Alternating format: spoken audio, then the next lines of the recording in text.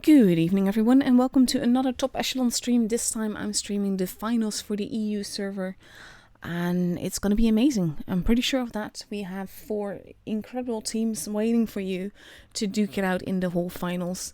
I'll be streaming one part, Brian will stream another part, and the finals and then the grand finals will both stream. So all in all, we'll have quite some exciting matches. I'm going to take away the preview and let you look at it. This is the current scoreboard as we have it in the EU server. And of course we have 3 tied for second place and only 1 clear first place on the group stage. But the final stage belongs to these 4, and tonight we will have Apa versus Amora, which is what I'll be streaming. And Rolling Storm will be streaming Lux Novum versus Echelon. And after that, the winners of those 2 matches will be streamed by Brian, and the losers of those 2 matches will be streamed by me, and then we'll both do the finals of the lower bracket and then the grand finals. So it's going to be some amazing gameplay that we have in store for you. Like I said, we'll start off with these 2, and that means that we will start on Middelburg and Faust, and I love Faust. I'm not particularly keen on Middelburg, but I love Faust, so I really hope that we get some tiebreakers because that would be great fun. So we are just waiting for the room invite, which should be up in several minutes, 4 minutes to be exact. And in the meantime, we have Micro Rush that we can look at. I'm waiting for YouTube to basically catch up with the stream. There's a 5-minute delay on this thing that has everything to do that so nobody can stream snipe another team, nobody can see the lineup of another team, and they can choose their tanks in safety without fear of the enemy seeing them before they're supposed to be seen. So with that being said, we still have about 80 seconds before I can activate things on YouTube. So we have a little bit of time. I'm hoping you guys have enjoyed the stream so far. Not necessarily of the EU server alone, but also Asia and, well, not necessarily NA because we kept not getting invites for that, but Wargaming fixed that, so we will have invites on NA tonight. We've been promised. If not, I'm pretty sure that there will be a riot of some sort. But for now, Asia has worked flawlessly and EU is working yesterday and today as well. So I'm hoping that things will go smoothly today, and that would be, well, just grand really. Because I really dislike all the technical hiccups that we've been having and just the whole nerve-wracking of things not happening as they should. First YouTube not liking me, and then Wargaming not doing the invite stuff.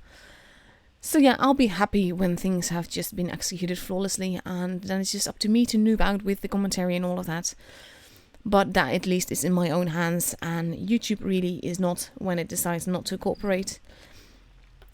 So yeah, we are just waiting for the room invite. Like I said, it should be up in a matter of moments or at least minutes. It won't take all that long now.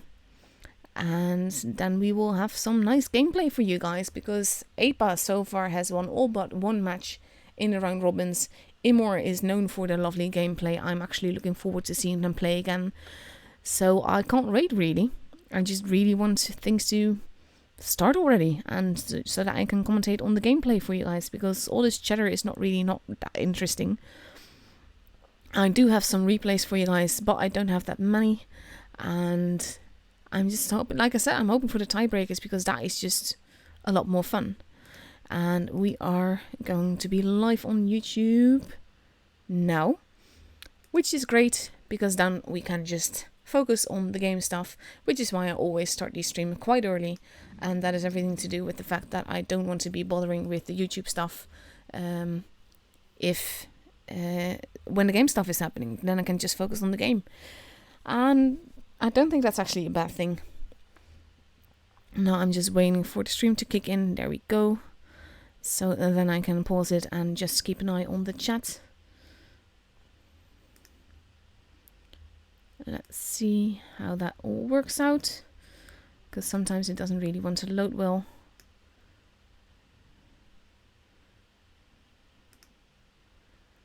And there we go. Now we just need to chat, because I like keeping an eye on the chat when I stream.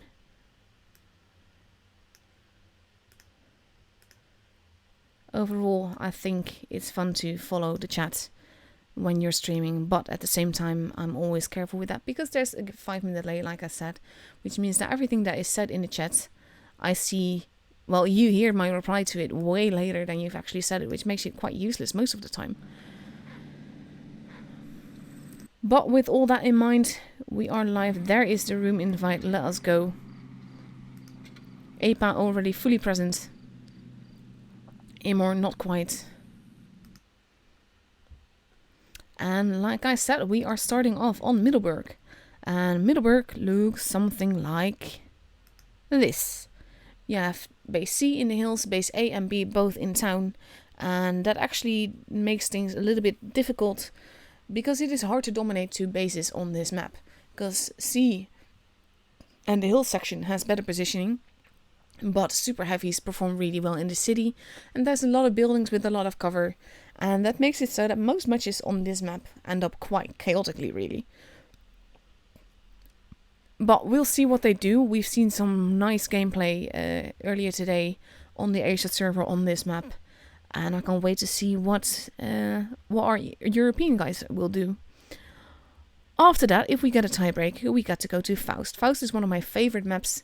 You have base A, which is the medium base C and D closest to their respective spawns. Base B in the middle, but there's a lot of hills, not hills, there's a lot of bridges and tunnels.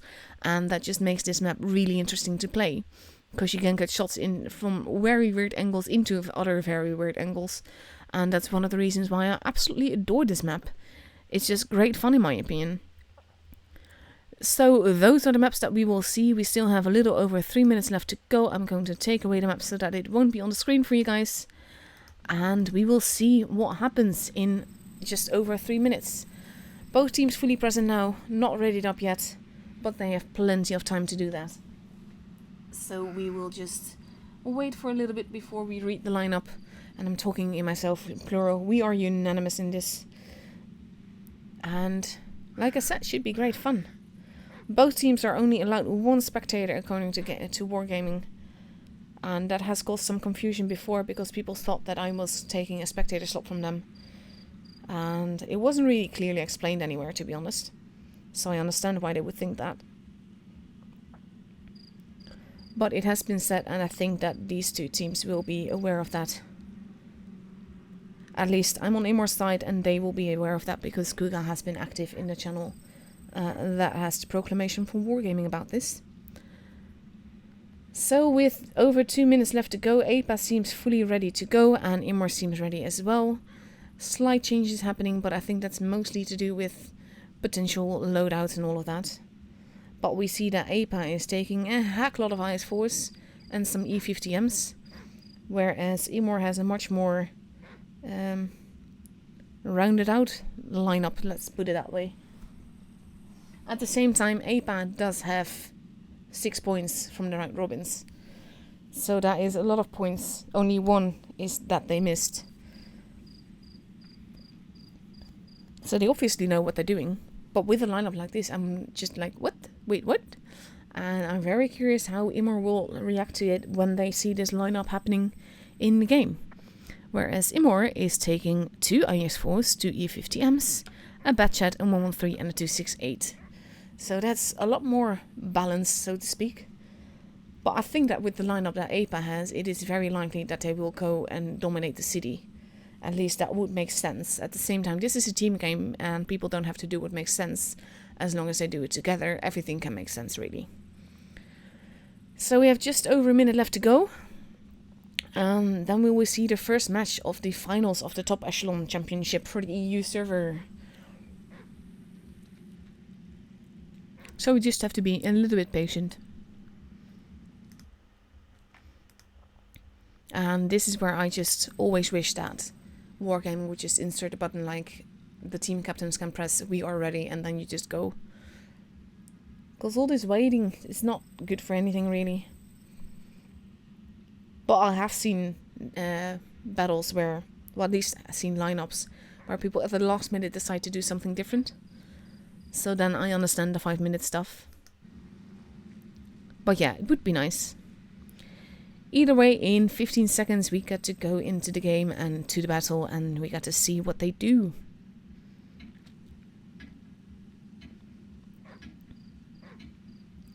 Lineup has not changed. And here we go.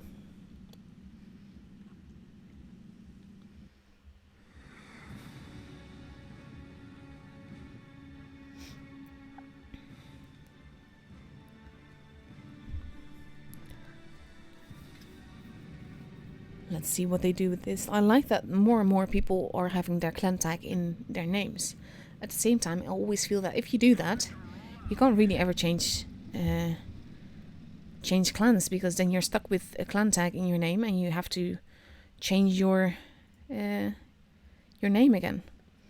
Meanwhile, APA seems to all be going hill except for the E50. One of them at least. He's going to base A. And we see the Batchat doing the same thing and the rest of Amora going hill.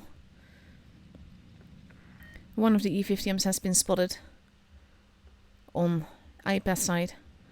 Both bases in town are being capped. And the teams are steadily making their way into the hill.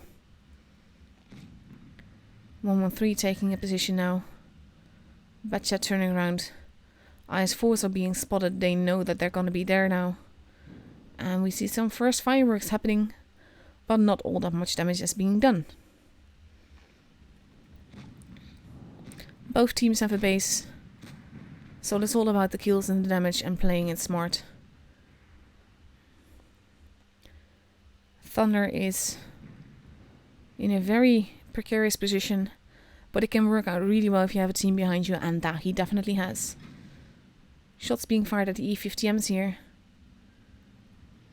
One E50M flanking around, or at least attempting to peek-a-boom, trying to see who is there. And pretty much everyone has been spotted, really.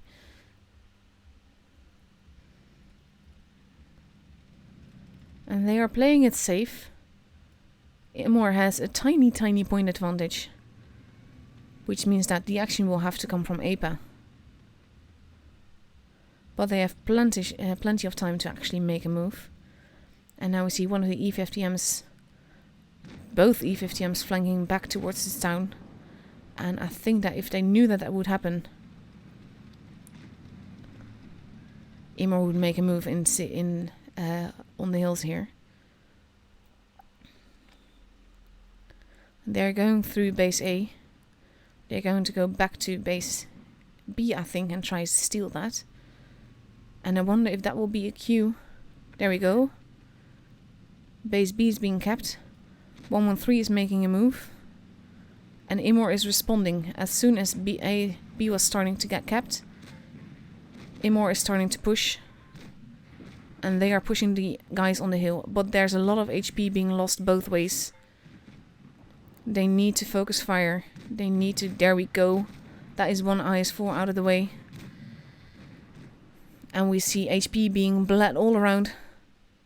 Amora pushing in. They are losing a lot of HP themselves. But there goes the Batchat, and there goes another IS4. And Krixo is next on the list, it looks like. There goes the E50M. Thunder is not far behind. But so far Amora still has a gun more. And now it is 4 versus 3. The 268 is reloading. Now it's 3 versus 3. Anything can happen. 3 versus 2. But one of the IS4s is almost dead and he's not going to survive this shot. There we go. Base C is being capped. And the E50M is arriving. And the other E50M is going to take care of him. So we will have some E50 action. While the IS4 face hugs. Ooh, that was a nasty bounce. Let's see if we can have some action here. Nice little bounce there by Andre. And that is the end of the E50M. 268 has now reloaded. And that is the end of the IS4. And the first match is for Amora.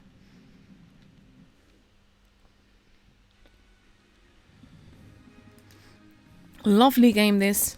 I love that the moment that Amora realized that there were people downtown that were trying to cap both bases, or at least the base that they didn't have yet. Amora was just pushing in and making it work. Love it. It was quite a close call, But I love the fact that they made that push. Like, we have the advantage on hill now. Let's use it. So with a minute and a half left to go before the second match, APA is already completely readied up, and now they have 1, 2, 3 E50Ms, a YOLO wagon, 2 YOLO wagons even, and 2 140s. So that again is a lot of mobility, but they lost all the IS4s, literally all of them. And I wonder what we're going to see now, because with this lineup I would expect a YOLO rush either through town or through the hill. Over the hill, I should say.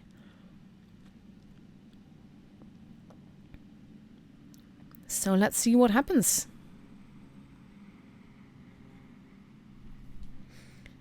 We have 45 seconds left to go. Amora is still deciding on what tanks they want to take. It is a second match on Middleburg. It's a best of 3. So anyone that gets the first 2 victories is through to the finals of the upper bracket. And the one that loses this is down to the lower bracket. But not all is lost. If you lose this, you still have a chance to fight your way back to the finals. And Amora seems to now have readied up with 2 IS4s, 2 113s, an E50M, a Batchat and an E3. So that's quite a different lineup as well. And I'm wondering what we're going to see this match around.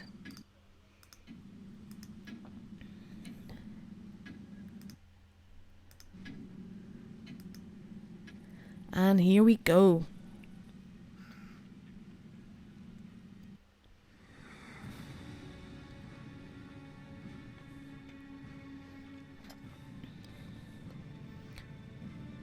There's that mouse and that fury of me, the spectator, and one of the team spectators.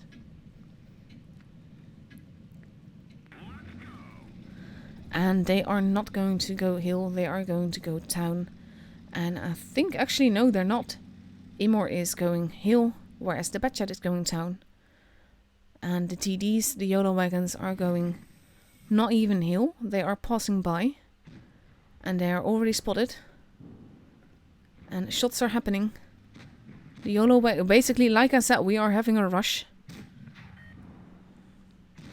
Base C is being completely ignored, but I think the 263s were too fast. And this could cost them very dearly. But they are now getting run over by the people in their backs. The 113 is almost dead. Both teams have lost a tank now. But Stopey is now also gone. And this is a very aggressive push from APA. But it might just really work out in their favor. Because it is impossible to basically focus fire in a cluster F like this. Both teams have lost 2 tanks now, but Andre is almost dead. There goes Andre.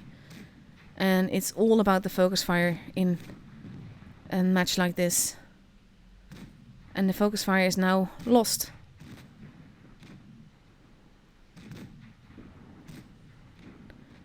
And it is 5 versus 3. And APA is going to bring this home, I'm pretty sure of this. Even if they are getting in each other's shots, they are not going to be able to manage this. Not with the way that they're bleeding HP. The Batchat is being ignored. He will make another kill. But then it is 3 versus 2 and Mr. Rain is losing HP very quickly. And there's not much he can do about that. He does still get a hit in. But Dimebag is reloading. And there goes Mr. Rain. And now it's just 1 lone Batchat versus 3 fast tanks. And he has no hope. He does get another shot in. But then he is utterly destroyed. And the second game is for APA. Very short game, just over 2 minutes. And I thought for a moment that it wouldn't work out because of the YOLO wagons going just to YOLO. But it did. And I think it's because Amora didn't react to the push fast enough. They were like sitting in their spot waiting for the rest of the team from APA to come through the hills. And that didn't work out for them. They just didn't held well enough because of that. And the spot where they were caught basically is not a spot that you want to be caught in. Because it's very open. And they had their side armor and their rear armor towards the enemy. Because they were dealing with the YOLO wagons. But now APA has completely readied up with the tiebreaker on Faust.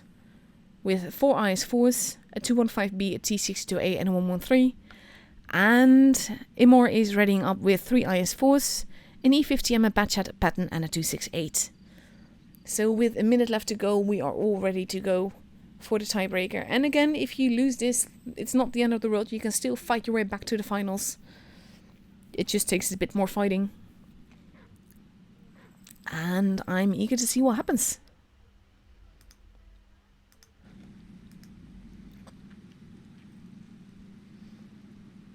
So let's see how this goes. In half a minute we get to see the tiebreaker on pretty much my favorite map in the game.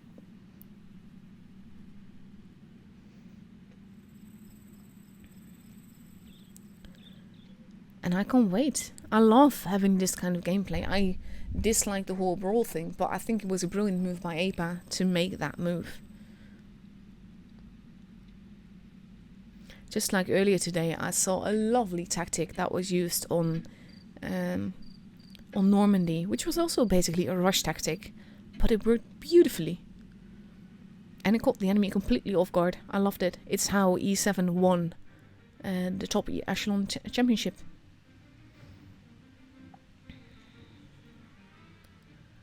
So again, lots of IS4s now.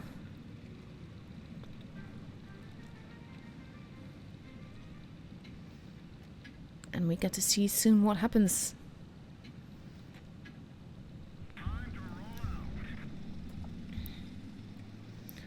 Batchat going off towards the base, whereas the Patton is heading off towards base A, together with the E50M.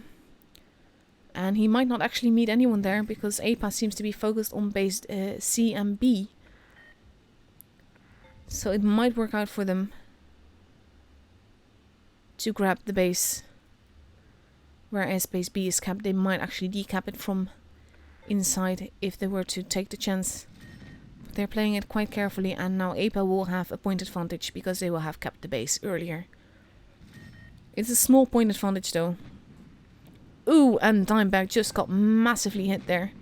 And he is almost deleted. I wonder if he's even gonna survive enough to run away. But he doesn't manage to do that. But APA is pushing in. The 268 is already taking shots now. And they are pulling back. Base D is not even being capped, they just go straight on through. And they're being quite aggressive in their gameplay. But APA, it is paying off for them. And this is how they've been playing so far. No wonder they won 6, because they're playing so aggressively. And most people are strategically positioning themselves. And now Andre is rushing in, but he's rushing in so fast. He does take out a tank though, but it might cost him his own digital life. The 215B is now coming in. There goes Andre. There goes Elons. And they need to focus fire. They need to shoot the same people if they want this to work. But Amora is losing too many tanks too fast. Thunder is almost gone. There he goes. And it is 4 versus 3. And they are caught in a crossfire. They are not happily situated here at all. In the back we see the T62A against the Patton. And Mr. Rain is almost gone. He's hoping to get another shot in. He does do that. But that will be the end of Mr. Rain. The Patton is down to very little health and he's gone. And it is just Stopey versus 3. And he's not going to make this, not against this much HP. Not on his own. He does get another hit in. And there's a little ram. And he might still get a kill. If he wasn't tracked. And there he goes. The T62A survives. And that means that APA is through to the finals of the upper bracket. And that Amora will have to fight their way through the lower bracket.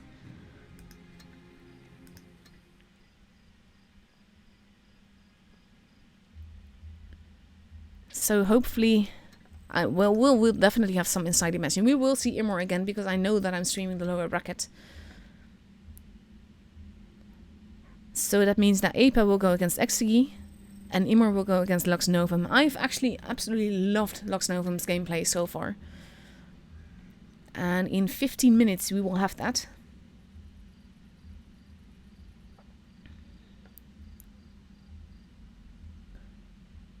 And in the meantime, that means that I can show you maybe one, maybe two replays.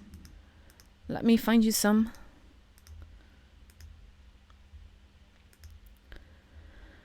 Let's see, what do I have in store for you? I'm going to sort of recycle replays that I played on the Asia server, mainly because of the fact that it is I don't have that many replays around.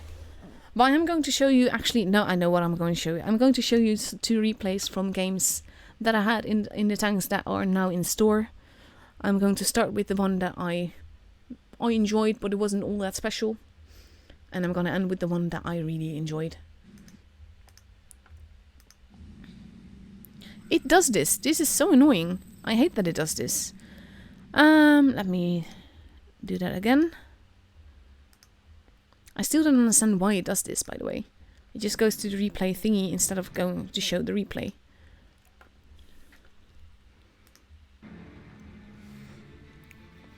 And this is actually a battle I had earlier today, because it was like, I'm not sure if I want these tanks or not, so let's just test them out and see how I like them. And based on the battle that you're about to see, I quite like it. Even though it's quite troll as well.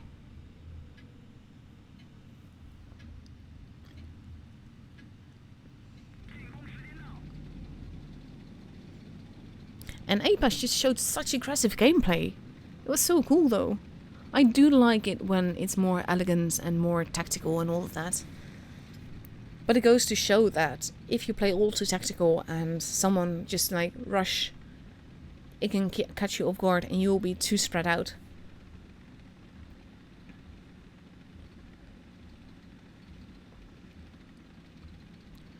So while I'm up here, someone is trying to cap base C, and it means that I should be able to spot them. And I want to get a little shot into this, but I shoot the rock instead because that is very useful. I miraculously escaped with all my health intact. And I want to see if I can shoot that T-43 when he passes by. But I don't, because I shoot the ground just beneath him, or at least the bottom reach of his tracks, and it does no damage. Which is quite useless. Sorry. So that aside, let's shoot this guy instead. And I bounce his shot, so that's nice. The gun of this thing is so troll, but I quite like it. I like the other one more though. He bounces on me, I want to shoot him.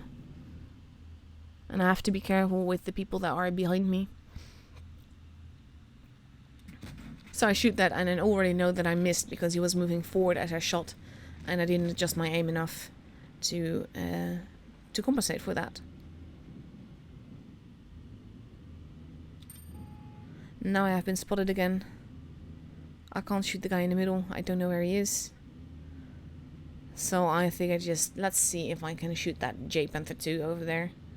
He shoots me first, but I shoot him back for 4 more damage. So it was, yeah, fair exchange.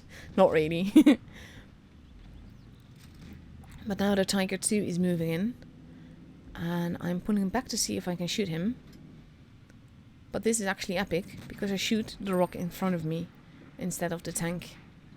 Now our IS-3 is going absolutely YOLO, which doesn't really help matters. So I decide to go after the Tiger B again. So I get some free damage there. I do get shot by the T-43 because he's in a really annoying position. And he's not getting shot for it, which is even worse. So I reposition myself a little bit because I want to shoot him there. And I shoot the building instead. But luckily he shoots the ground as well, so it's not all that bad. But this is what I mean. It's a very troll tank, troll gun, really. And that was a very nice shot. Accidental ammo rank, but I'm very happy that I got it. Because now there's only me and my lone teammate on top of the citadel. And that makes it very tricky. Because he's very far away from me. So I take a blind shot at the same moment that he is spotted, and this is actually a target that I wanted. So I have to reposition, and I go away because I don't want to get shot by him. I hug the hill as much as I can, but my teammate is shooting him, which helps. I bounce a shot, so I shoot him, track him, and then my teammate finishes the job, which is lovely. But I do lose some HP for it, and that is less lovely. So I take the shot, shoot the ground, which is just epic, bounce some more shots, and safely pull back. Now the Panther 2 in the meantime has moved down below, and he's going to try and cap base B, which is lovely. I pull back too far, over angle, get shot for my troubles. Do shoot him with heat, because I can kill him with heat, so why would I bother with another ammo that might bounce? And my team is doing an absolutely lovely job finishing him off. And now we just need to find the little TD. And the little TD is actually coming for me. So I shoot him. I angle as much as I can. Probably because of movement, I bounce that shot. So now I have to try and survive as long as I can. But he bounces again, and then I kill him. And that is the end of the battle. Didn't cap a base at all, but did get some spotting damage. And it's a funny tank. It's troll. I need to play it more to decide whether or not I really like it. But based on this match, I definitely did. But look at the amount of shots that I miss. I'm used to guns that aim just a little bit faster, which means that I can do just a little bit more. So with that in mind, let us see. We have 10 minutes, which means that in 5 minutes the room will be up. That means that I'm not going to bother showing you another replay, because I can't ensure that it will end fast enough. So we will look at my pretty garage and just wait for a little bit. And then we will just see.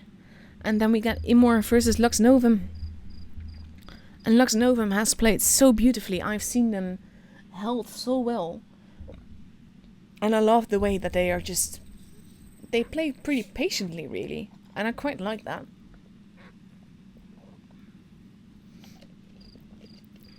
So let's see what will happen.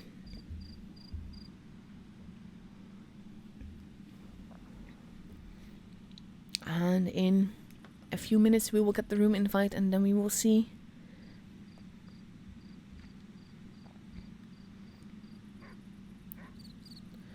In the meantime, I am looking something up on YouTube.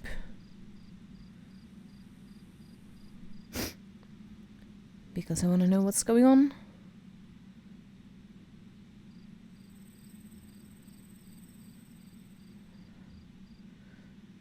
Well, not much that I can see, but we are just waiting. Not much I can do or to entertain you right now. I'm sorry for that. But we can just wait for another 4 minutes thereabouts before we have the room invite for the next match. And the same thing goes for the middle and the lower. Let's see how it goes here.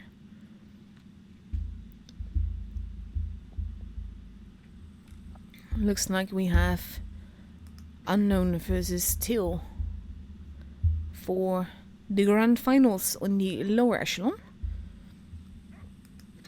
And then we have, let's go into the middle and see what we can see there.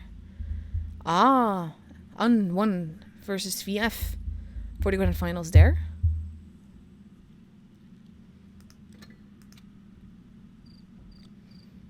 And that will happen momentarily as well. But we are not yet at the grand final stage. We still have the lower bracket, then the lower bracket finals, and then the grand finals to go. So we have a bit longer to go. But should be fun. In a few minutes the room invite will come, and then we will have to wait and see. I believe that we are going to get Canal and Rockfield as maps. Not entirely certain, but we will see soon, and then I will take you over the maps. And actually I can check that. That's a lot easier. We still have plenty of time. It would help if it loaded.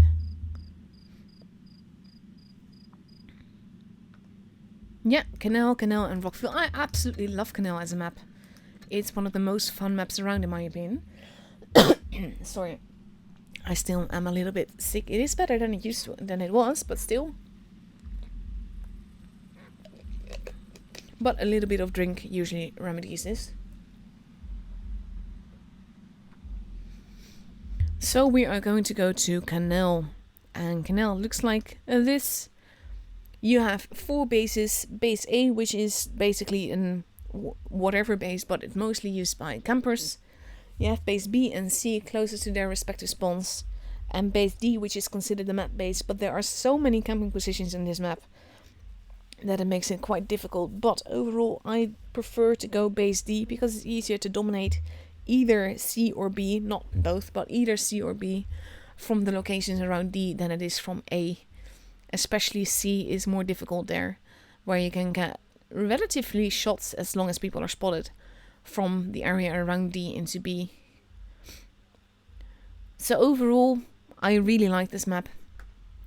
I like that it's used. It's one of the more bigger maps of the game, and that is mostly the reason that I think that I love it. Because most of the maps in Blitz are very small, and that's something I quite dislike. I would like to see a lot more larger maps where we can just have more happening, really, like Canal.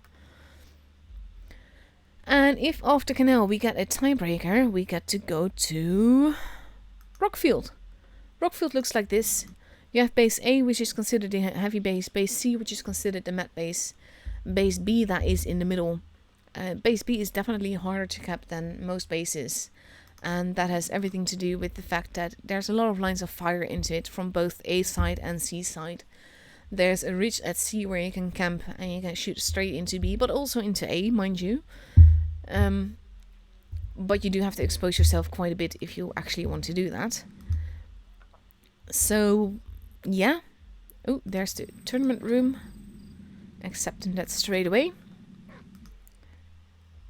And like I said, it is difficult to decide where to go on maps like this. Personally, I definitely prefer the A side. But also, if you know that the enemy is going to go to A, it might pay off to go to C instead, and that kind of stuff. But if you manage to camp base B early, you are very likely to keep it, because it will be very hard for them to steal it from you. Just grabbing something. So now we are just going to wait in the room until we actually get to go into the battle. And that happens in about 4 minutes.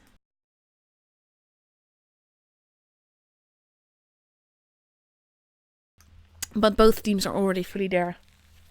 And both teams are already completely readied up even.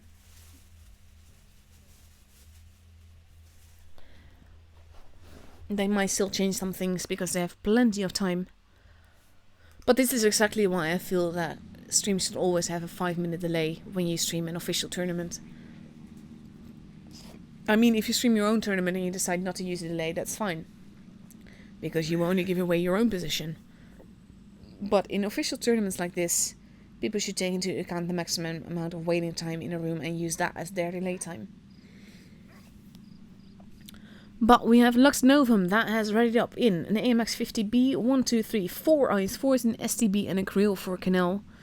So that is not much mobility, but a lot of troll armor and a little bit of firepower in the AMX and the grill.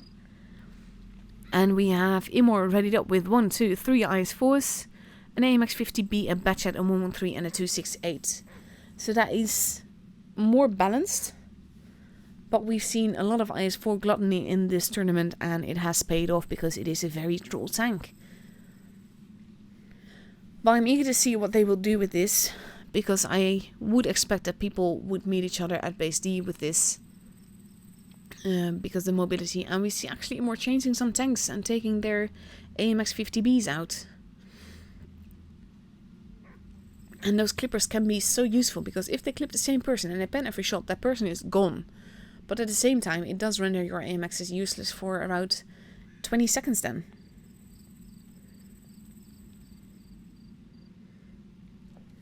So with 2 minutes left, we are ready. My chair is squeaky. And we just want to go.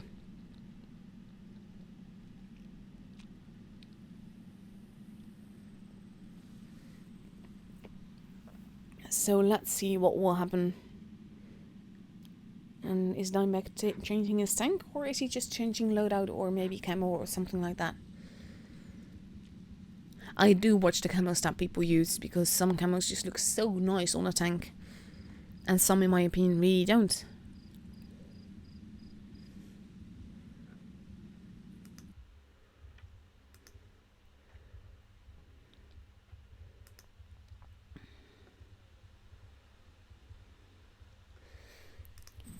So with just over a minute left to go, we are ready. Both teams are ready. Dimebag did ready up again, but now he's unreadied. They are still not completely certain. Maybe they are changing the loadout. I think the biggest mistake that I ever made with autoloaders was not using the amount of shells in number that we generally use in a clip, basically. So if you have 3 shells in the clip, you should always use an ×3 something as your loadout, because otherwise when you reload your clip, you'll end up with only 2 shells or even 1 without even knowing that that is what you're doing, which can be very annoying. Also, if you switch, if you have like only 2 APCR shells left and you switch to that, but you had a full clip before, now you suddenly only have 2 shells in your clip.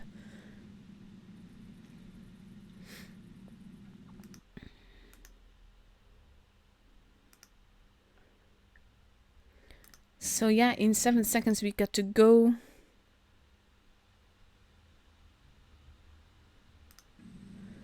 And here we go.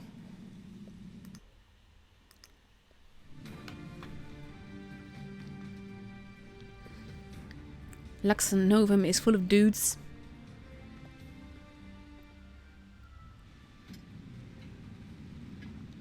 And let's see what they do. I do love that thunder camo. It does look so good.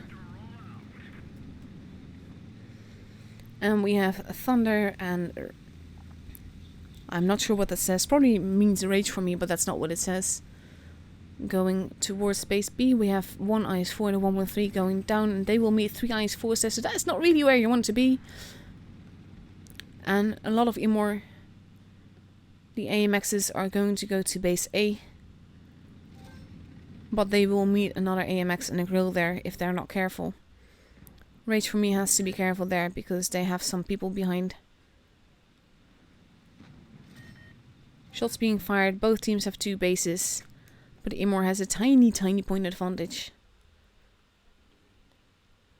Thunder is going down. Batchat has been spotted taking a big hit there. I'm going to see if I can get you at a better angle.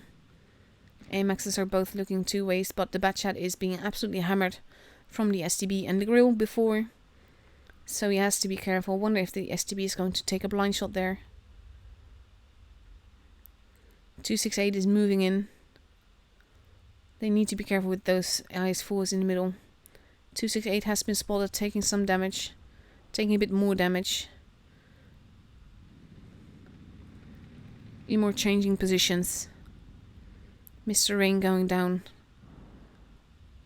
Not taking hit because of it.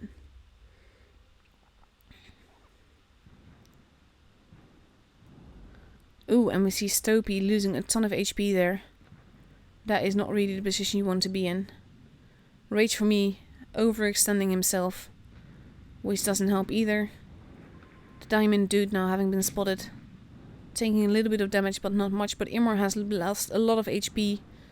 Just trying to troll these IS-4s, and I don't understand why he's overextending like that. There is absolutely no reason for that. I don't think his team is going to be happy with that. Look at the HP just being bled by Amora now. Rage for me is almost gone. He's gonna... There he goes. AMX still has 1 shot left. It doesn't pen. Stopey is almost dead. Elon's is almost gone. There he goes. And there goes Stopey as well.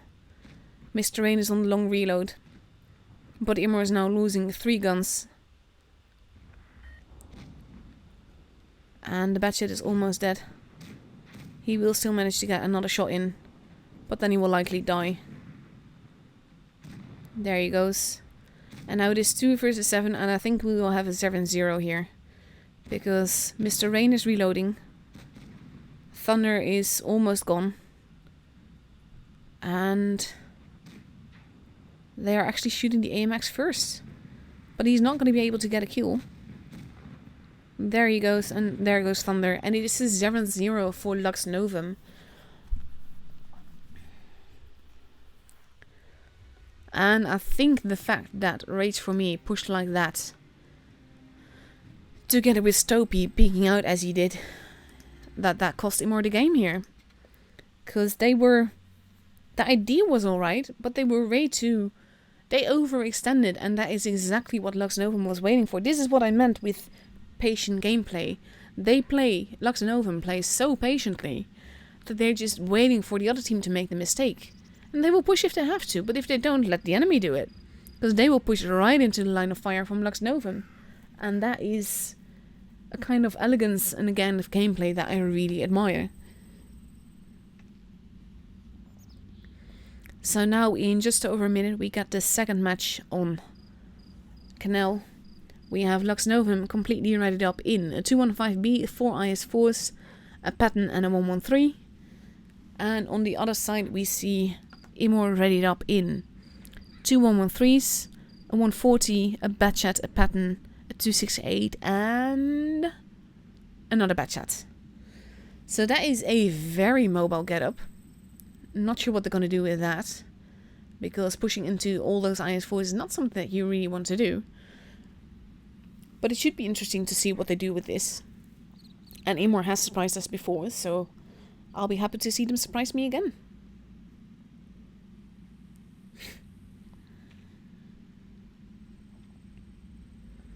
And in 20 seconds we get to see what happens in the second match of the lower bracket semi-finals of the Top Echelon Championship for the EU server. And here we go. Countdown clock has commenced. We are ready to go into the game and see what happens with this very mobile lineup of Amora.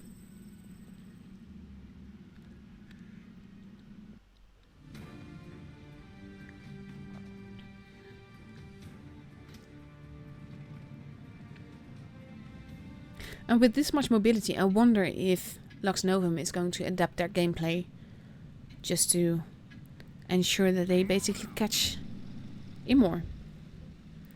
We have the Patton that is going off of his own, which makes me feel like he's going to be sort of like sacrificed. Batchet going down the middle, probably going up the hill there. Base C being kept. Base D being ignored for now. Dimeback Barrel has been spotted. He could potentially pay very dearly for this.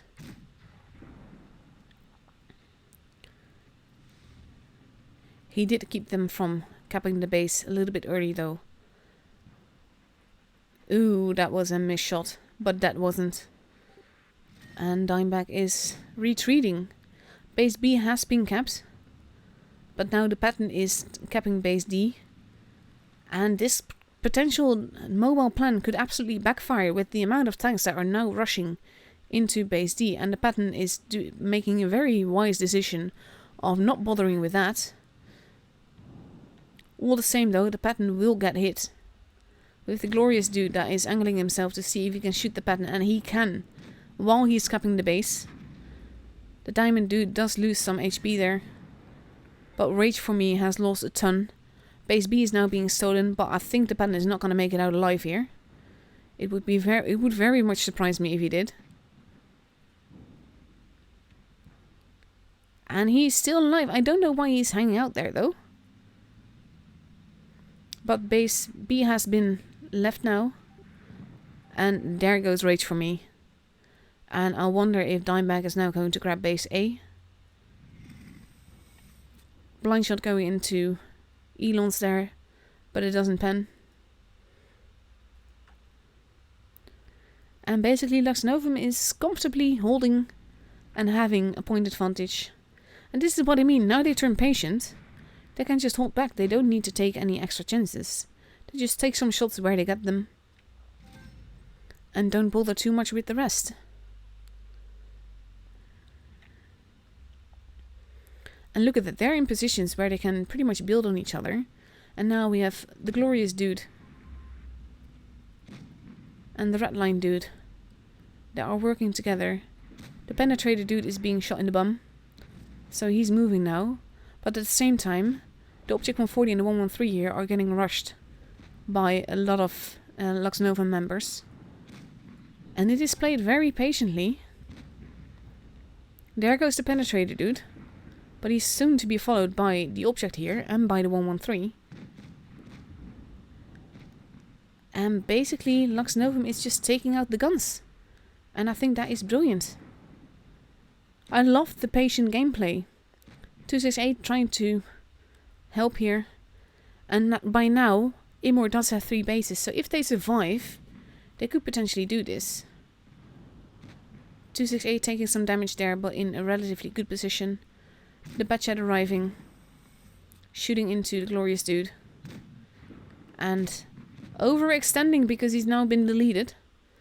And again, if they play patiently, if they keep the base advantage, the 113 now being taken on by the Crazy Clown dude, base C being stolen, the Red Line dude just dropped, base B now also being taken, Stopey now gone, and it is 2 versus 5. And this game will go to Lux Novum, and that means that Lux Novum is through and Amora will be knocked out. There's not really much else they can do though. The Glorious dude is sort of overextending. He's managing to bounce that though.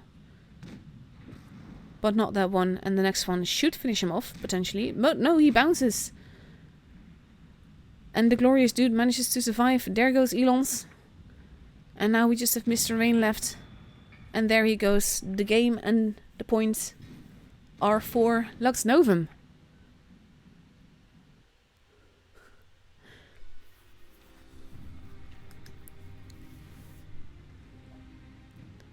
Beautifully played again. I'm sorry to see Amora go though.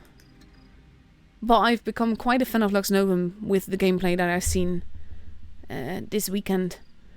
Just the way that they hold and patiently, and I believe actually Exegi lost to them. I'm not sure who Appa lost to. Let's have a look. Who did Appa lose to? To Amora. But yeah, that match is still going on. Of course, we don't see the intermediate scores anymore. So let's see what is up next. We have Lux that is going up in about 20 minutes again. Versus either Appa or Exegi. But these are like... I love battles like this. And I wonder how Lux Novum would deal with Appa's aggressive gameplay. Because that could work really beautifully as well. We've seen that with versus Exegi, I believe it was.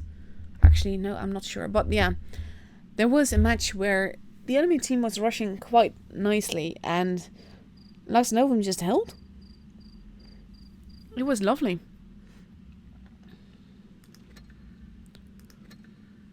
So now we just have to wait. I'm going to show you another replay in the meantime. And let's see what I have.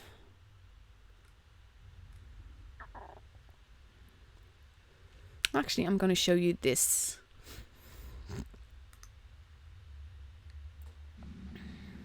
And I'm going to show you... Oh, it does this again. I'm going to show you this mainly because it is a game in the grill where there is no camping.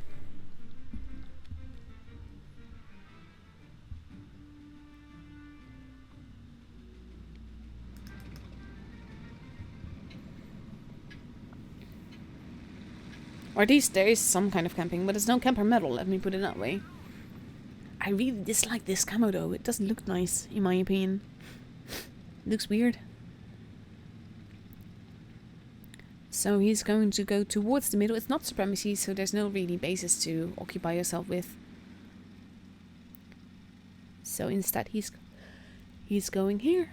And he's going to see who else is there. There's a glitch in the game, this stop motion thing. It's not in the game itself, it's in the replay, by the way.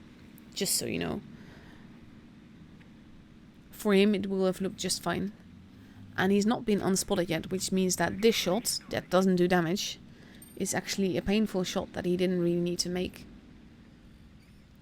And understand the point of going when you're reloaded, but it's better to go when you're unspotted. There we go, that penned.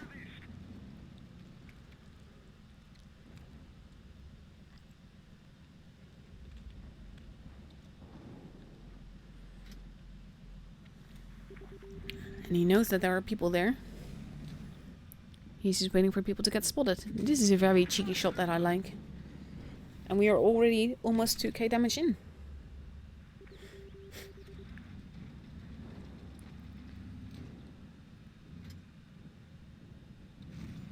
And this is where I feel like if you had stayed in sniper mode to make that shot, he would have penned it.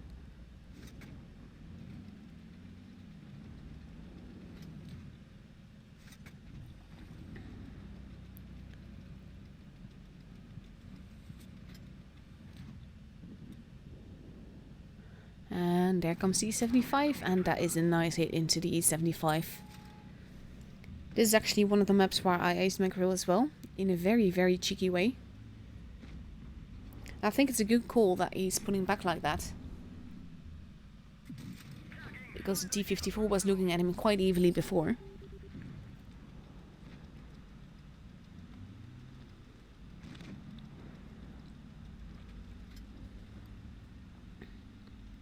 And this move I still don't quite understand. He's going all the way to the back. Which I think he didn't really need to. At the same time, I do like that he's repositioning himself. So that he's not useless in the same spot. Because he had no more shots. I love the name of the FV, by the way. Watch your butt.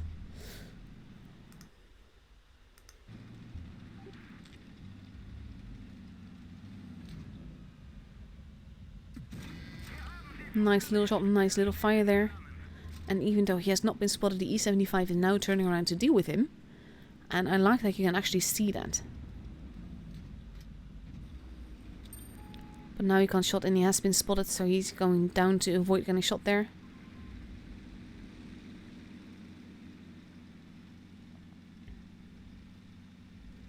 And then again, he's not going where I would expect him. He's actually going more to the back. Only in this way, he could have just easily shot the E75. So I'm not sure why he didn't do that. At the same time, it did work out though. AMX-30B, another tank that is still on my wish list. And that is the end of the E75.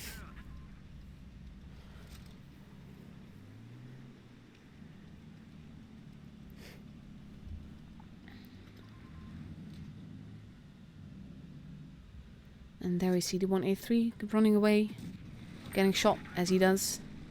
And we are 4.5k damage into it.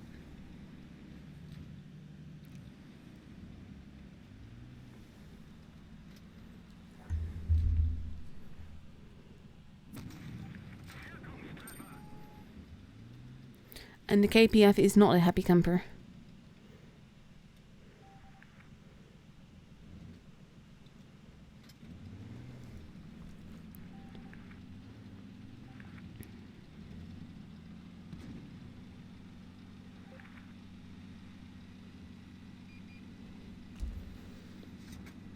So he's moving around. He only has one teammate left. And I think that it's a very good call that he's going after the grill first. Nice little shot there. Because the grill was the one that showed the most amount of brains so far with the way that he was playing. And that is the end of the AMX. And now he just has to decide where to go first.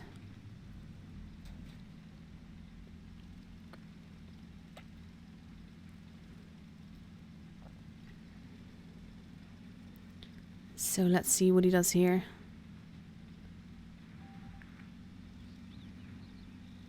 And there we go. 4 kills, 6.1k damage. Lovely little battle. And not a camping thing. He was holding more in the middle, but he wasn't camping, so I approve.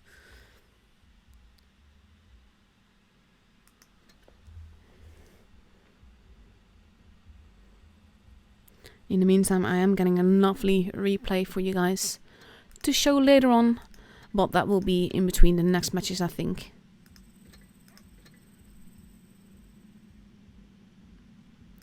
Do we have a result yet? It will be APA against Lux Novum. So Exegi won from APA. Oh wow. 1-2 though, so that was close call probably.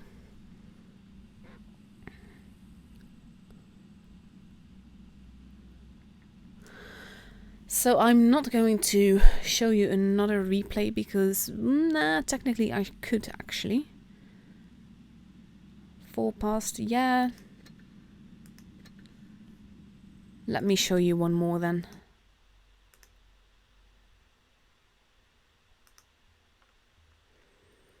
This is fresh, a really fresh replay. I've just been handed this. So let's have a look-see.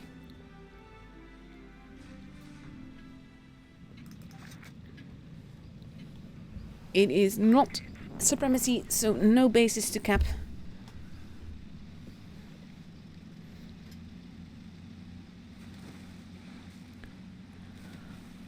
And he's going where normally one of the supremacy bases would be, but that is logical because he's in the medium. Well, light, medium, I actually don't know.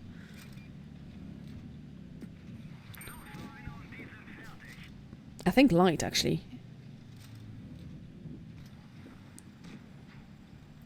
Boy, he did some nice spotting there.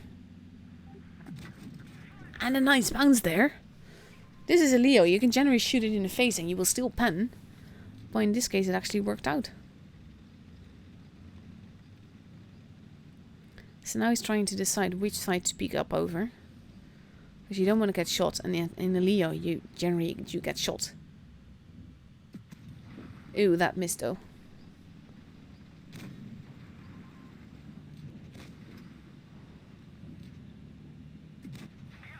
Nice cheeky little shot.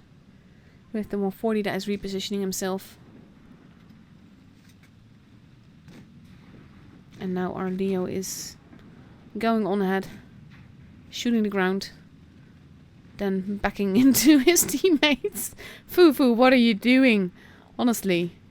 You're raised better than this. Bouncing on the back of an object 140.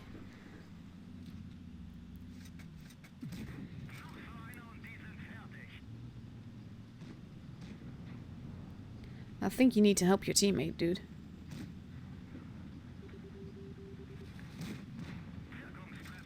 He just has to be careful that he won't be the object of focus next.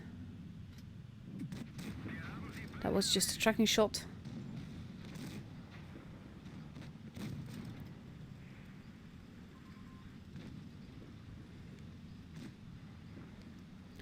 Let's see what he does here. You always have to avoid ramming people in a Leo. Because it's well a Leo and it dies very easily. Wonder if he's gonna get this kill. Yes, he is.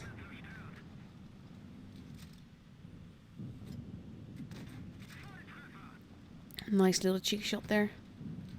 Now he wants the mouse. Is he gonna get it? No, he's shooting the gun instead of the tank. And he pays for it. You are stuck against the corpse. There we go. And now we have the 140 and the Jäger. The Jäger is coming, so they need to take out this 140 first. Nice little tracking shot. He just has to be careful that he doesn't get shot by the Yege, because Leo is very lightly armored.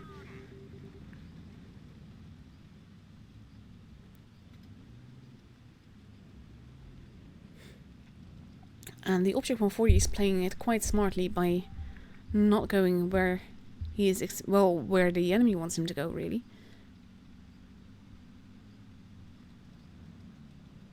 And they have to be very careful here. Because where did the Yege go? You don't want to get shot by the Yege. But the object is also there. So they kind of have to turn back to help each other.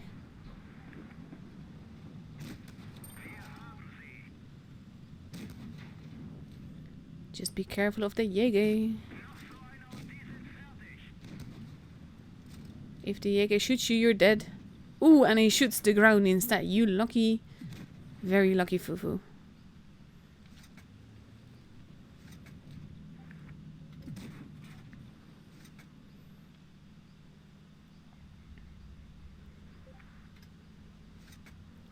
And Fufu now turning around, which I think is a good call. They need to take out that Object 140. Oh dear. Oh dear.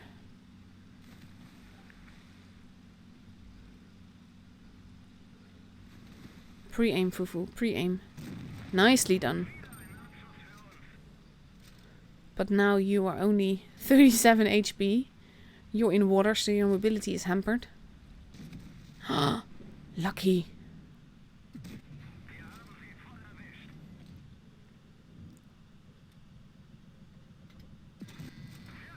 And now he's a one-shot for you as well.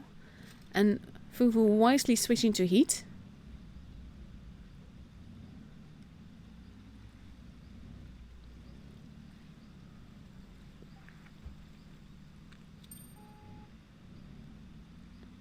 He just needs to have that Yege shoot somewhere. And he does! And he misses! There we go! Nicely done! That was way too exciting though. But the team is very happy. Those are those matches are few and far between. 5-2, 5-2 damage. Absolutely lovely. Well done, Fufu. So with that in mind, we are still 2 minutes away from the room, but that did entertain you, hopefully.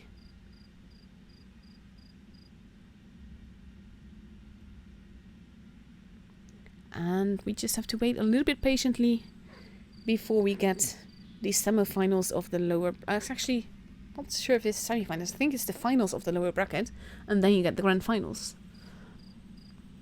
But either way, it's going to be exciting. APA versus Lux Novum. I haven't seen these two duke it out together yet, but they have faced each other before. Sorry about that. And like I said, Lux Novum, I really like their gameplay.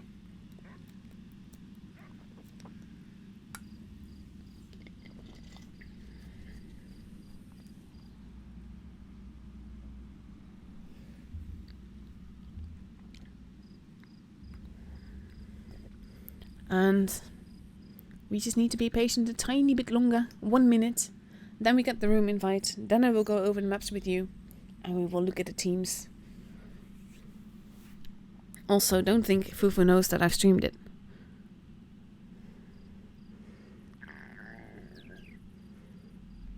So now he's famous. In the meantime, my throat is really itchy and I don't know why. It's really annoying.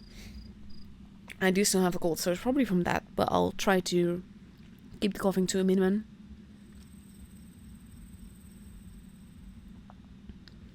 And there we go. There's a room invite.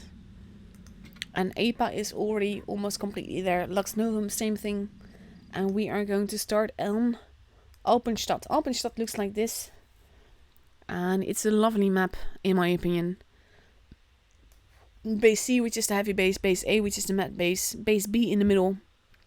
And again, base B is the hardest to cap here.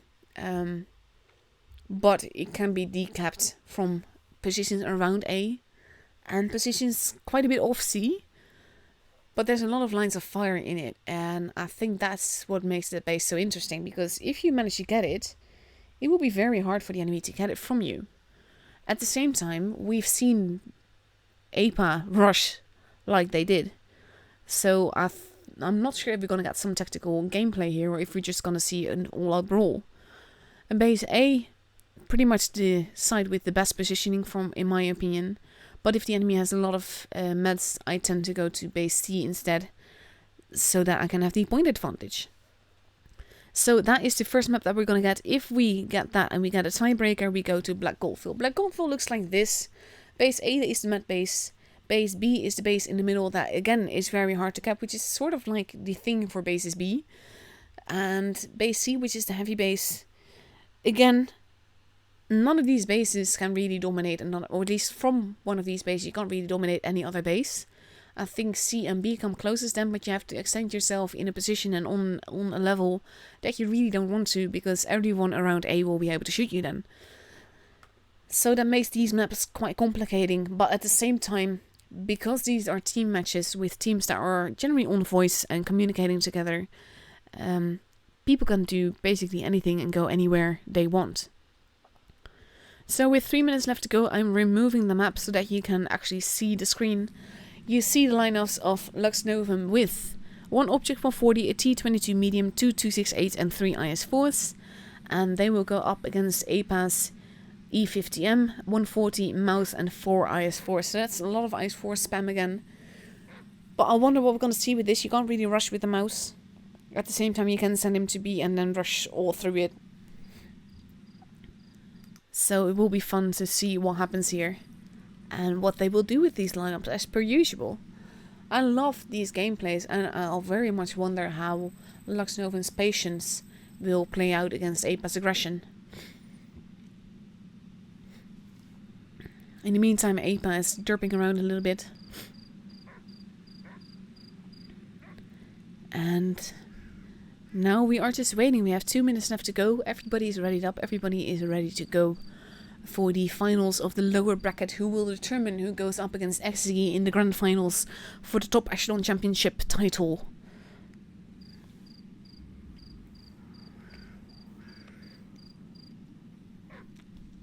And I can't wait. I don't really have much else to talk about, really. I mean, I can talk about the dog that we hear barking in the garage, even though there's no dog there, and that still annoys me, and it's something that will keep annoying me. At the same time, I do like the whole camping site garage thing that they have, because it's something different, and I would like it actually if Wargaming went like a seasonal garage, rather than the garage that we sometimes have, or that we have most of the time, actually. I don't really like the premium garage. I don't really like the normal garage either. I like scenes like this.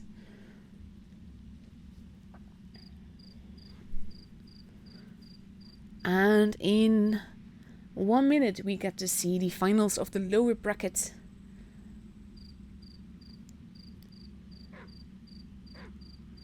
And I'm eager to see this. It's a shame that Amora got knocked out, because I really like them as well. But at some point people have to be knocked out. And even people you like will get knocked out, even if you don't want them to.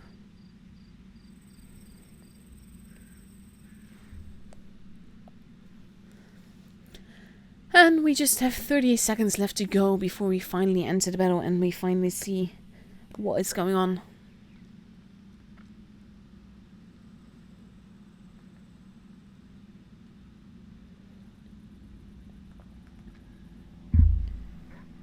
And here we go, we're nearing the 10 seconds, we're nearing the countdown.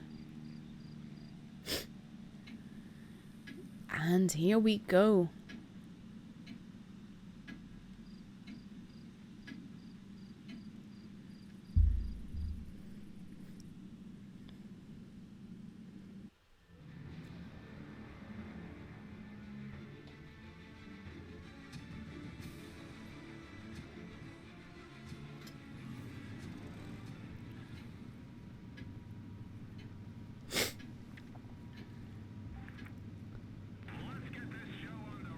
Why though?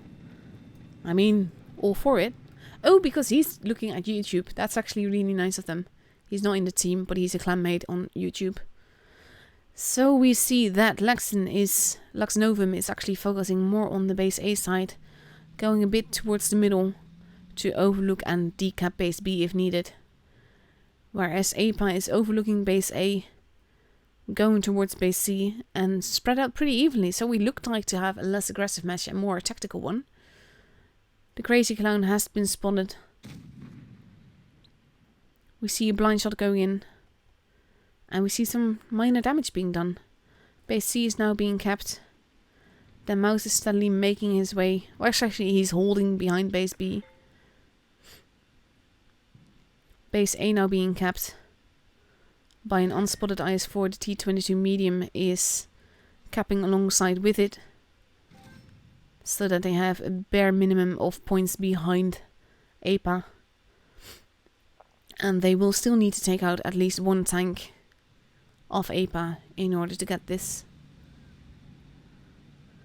Base B is heavily protected, and we see APA pulling together into town, leaving only Ernest at the back, so that he can keep an eye on things there.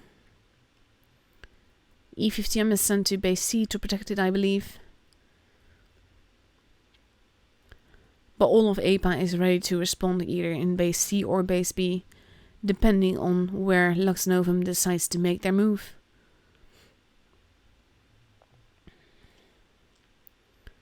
But not much else is happening right now.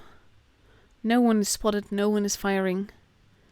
They are just holding.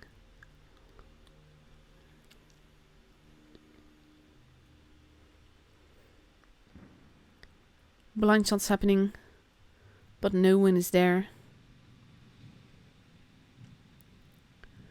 And basically we have a bit of a stalemate going on now. We've already gone full circle, quite literally.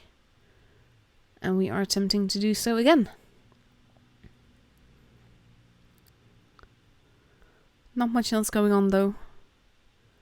E50M pulling back from base C. But I don't think that means that they're abandoning it, they're just repositioning themselves.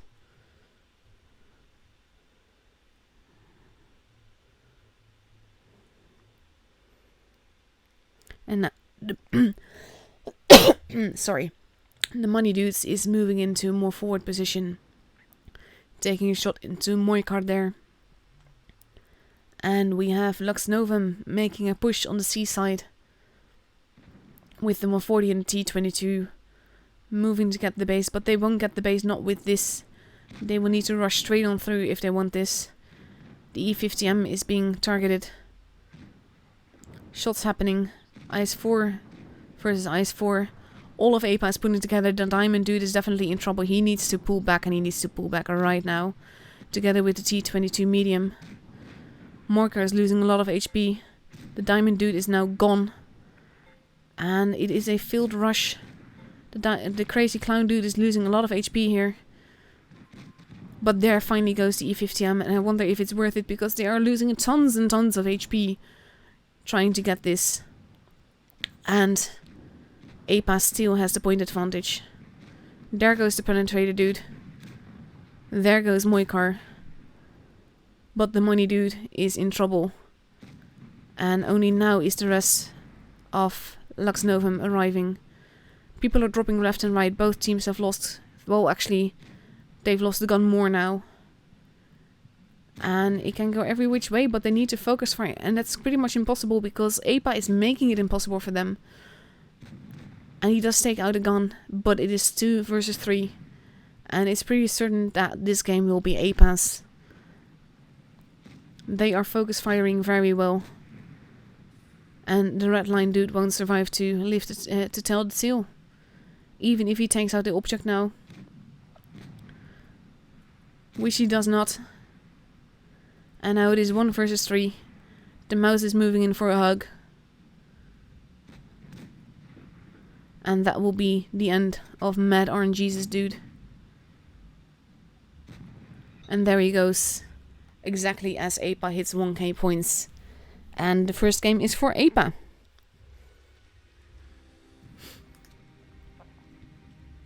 And I think that giving themselves away with, I believe it was the money dude that moved in the IS-4 like that, is what cost them the game, because it gave APA just that fraction more reaction time that they needed. But it was a nice match. It was an exciting match. But now the pressure is definitely on for Lux Novum. They need to win both battles now if they want to go through to the grand finals of the Top Echelon Championship. Whereas APA only needs 1 win in 2 games. So it will be interesting to see what they do with this. But they are completely readied up. We have APA readied up in a T62A, a mouse, 2268 and 3 IS-4. So that's a lot of firepower with a lot of troll armor. And we see Lux Novum readying up with 2 140s, 1 T22 medium, an Object 140 and 3 IS-4s also. So again, a lot of troll armor, but a bit more mobility. And it will be interesting to see what they do with this, because firepower-wise, I'm not sure who's going to survive this. But if APA gets the advantage as they did, Lux Novum will really need to bring their ace game. Their A game, but in this case ace game. To go through to the grand finals and win this. So 20 seconds left to go. We are ready. They are ready, I hope, for the second match on Alpenstadt.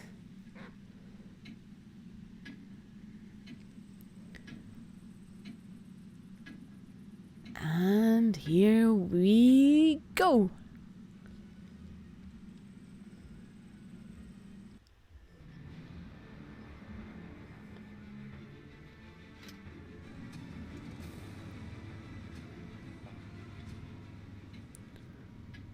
Let's see what they do. The pressure is on for Lux Novum.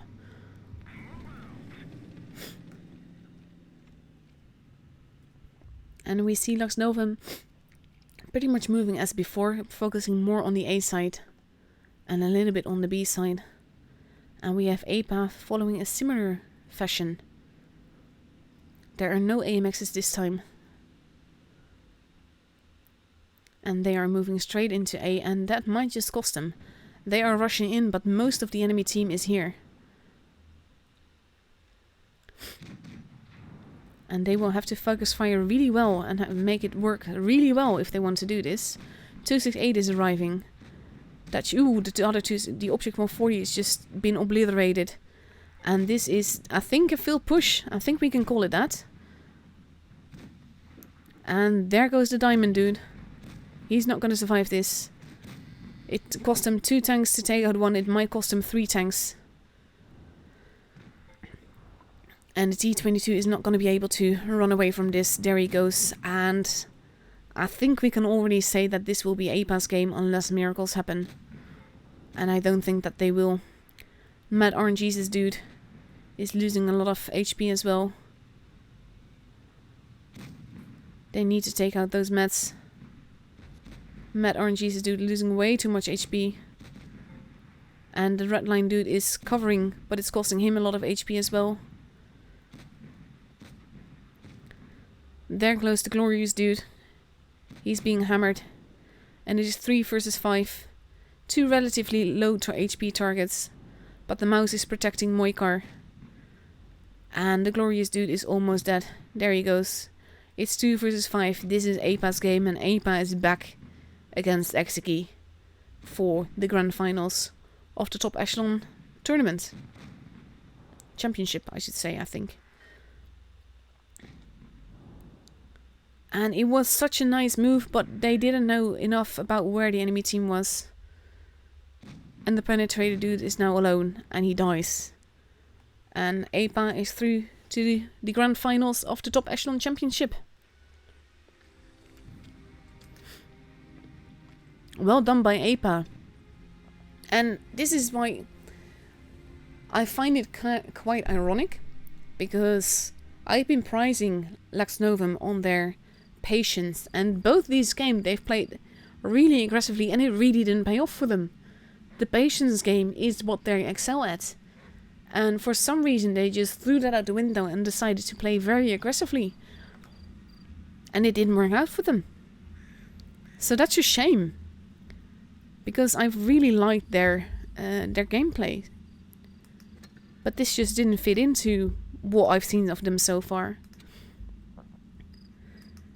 So in 20 minutes, which means that we have 15 minutes of replays, which means about 2, maybe 3, we will see Apa versus Exegi in the grand finals.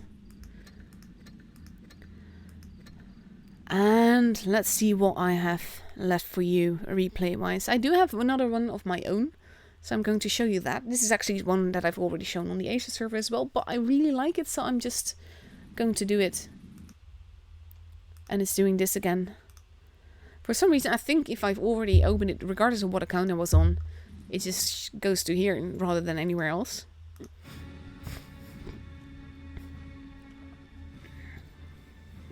And this is again, I was like, let's try it out, let's see whether or not I like it.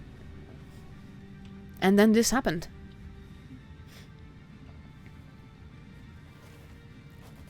And based on this game, again, I really want to tank, but I need to play it more to decide whether or not I love it. But it does seem to fit my current playstyle, so yeah, there's that.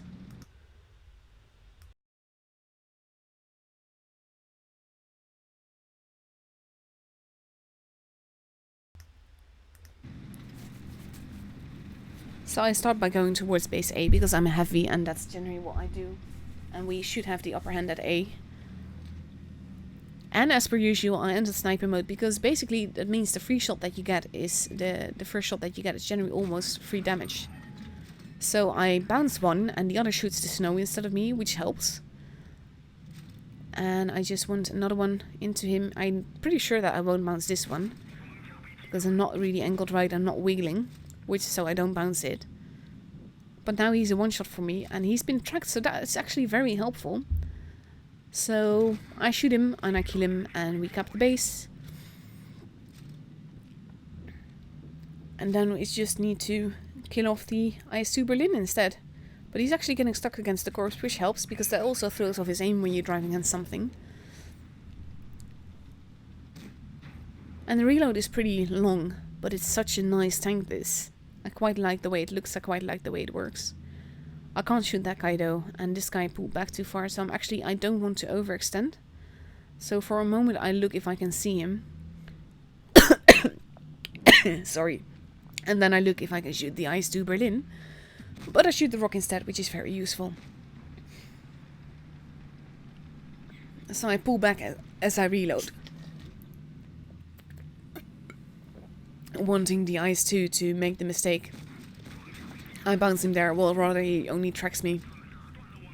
And then our Su goes absolutely YOLO. Drives straight on in. Loses a lot of its health. Does 2 damage with HE. I kill him off. Su is still alive somehow. But not for long, there he goes. And he's dead. And now the J Panther 2 is moving in. And I'd like some juicy J Panther 2. And so does my teammate, so he kills him off. And I know that the Panther 2 is behind there, so I want to go after him. So I decide to push him instead. For a moment think that I might be able to get a free shot here. But I don't, but neither does he, so that's okay. And then he starts running away. So I follow him. Because I want to shoot him. And it helps that he actually gets stuck against the rock there. Which means that I can HE his butt, set him on fire for a little bit. And cost him about 600 health with one shot. It is 3 versus 3, but my teammates have barely any health left. The Panther 2 appears to be running around in circles. So I go on and start to follow him. But I know that I need to be careful, and I know that I don't want to be caught down here. So I decide to follow him.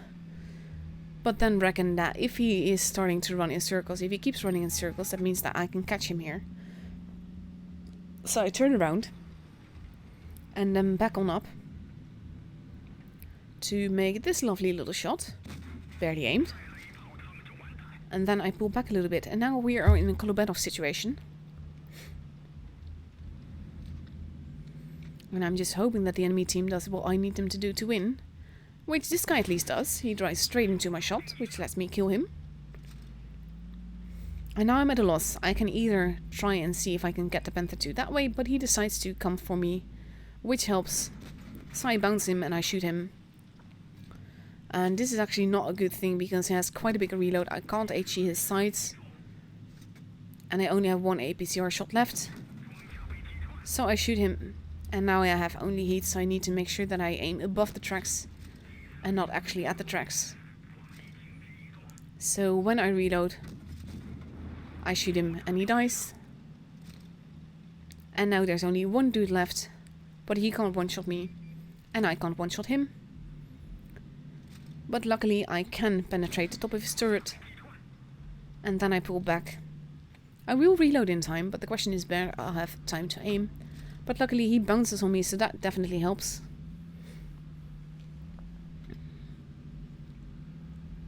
And I don't think he realized that I can shoot his cheeks like this. But I kill him. Do 5.1k damage, block 2k damage. And that was a lovely game. I love it. And based on these two games that I've shown in between battles now, I would really like to have this tank. It's only 5 minutes long, really. Let's see how long time we have left. 40 minutes. I have time for another replay. Let me find you one.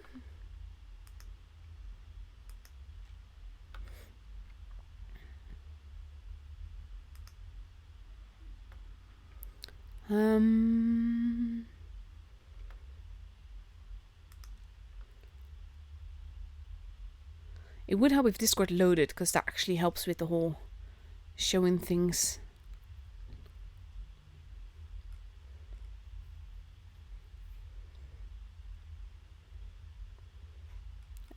Let's see.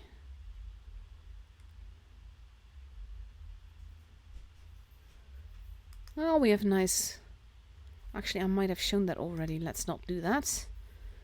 I don't have that many replays, like I said. But I want to entertain you, so I'm trying to find ones that you haven't seen yet.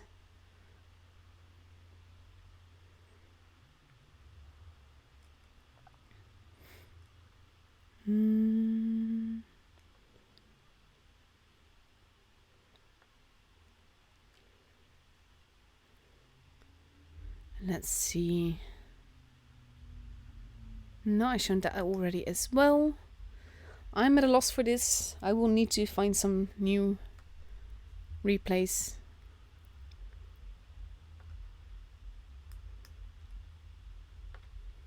Actually, let me find another server. I have multiple servers with multiple replay channels, but that also makes it harder to keep track. I'm actually not eating. I only have a coughing. I sip my drink, and I have a little bit of licorice in my mouth to avoid my coughing all the time. Actually, I can show you this. Oh, wait, that's not the one that I want.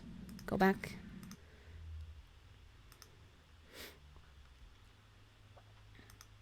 This is a cheeky little game.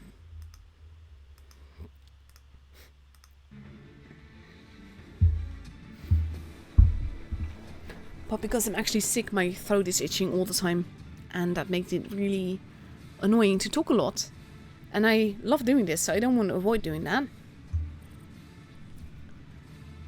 But yeah, that does mean that I need to have a cough drop in my mouth pretty much all the time.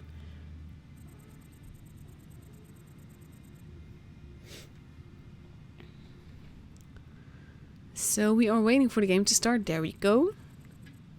I do like this camo, but it doesn't fit this tank with the edges that the tank has, in my opinion.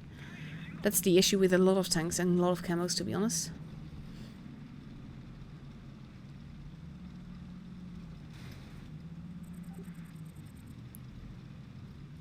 He just needs a little bit of a head start. And I wish he wouldn't camp. Because camping and just no. But he is going to do that, just that.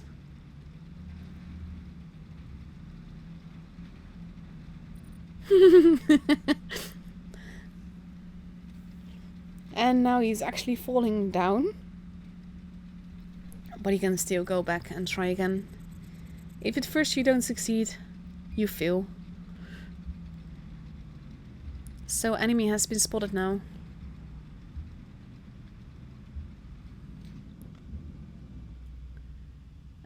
And he can't. Now he can. Nice little shot there.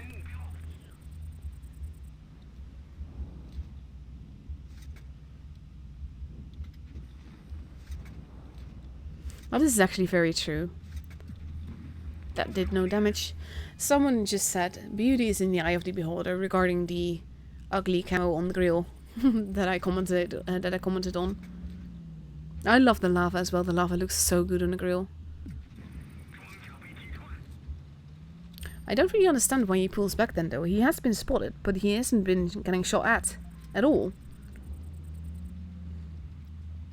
And he decides to go the other way anyway.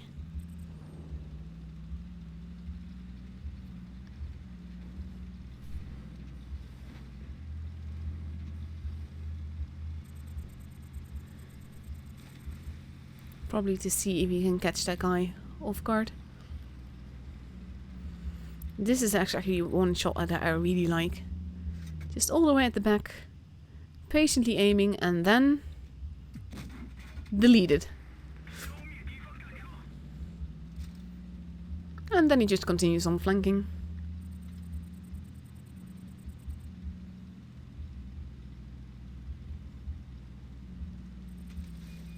And there he is, the bulldog. Now he just has to be careful not to get flanked. And that is the end of the bulldog.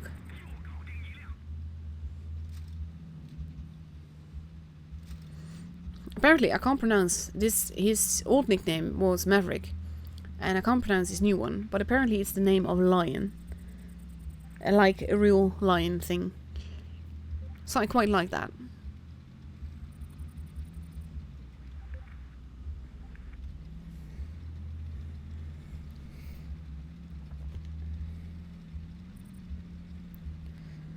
So let's see what happens if he actually manages to get some hits in.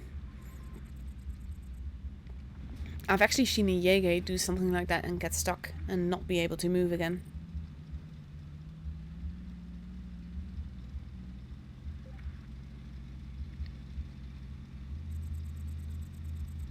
So let's see where he goes now. Who he sees. It's 5 versus 4. But 3 of them are nicely camping. I like that he's actually not driving down the fence because that will give away your position. Not sure how many people are aware of that.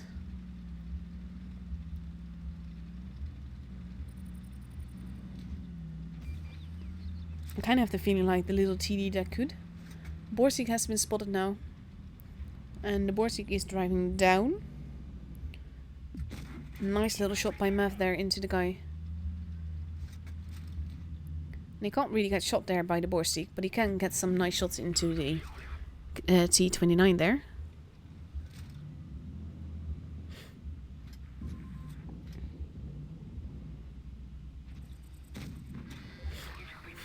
There we go, he's almost dead. Borsig will be deleted soon, I guess. He's not in a good position. There we go, the IS-3 took care of him. But the T29 is still alive. And this helps. Straight into the line of fire. There's the Sioux. And there's the FT.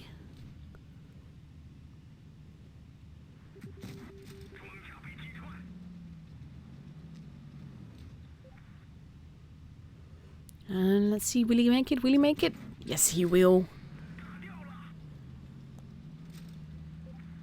But now he and the IS-3 are the only ones left. And that might make it a little bit tricky. And he could go all the way up here to see where the guy is. But instead, Mev goes down.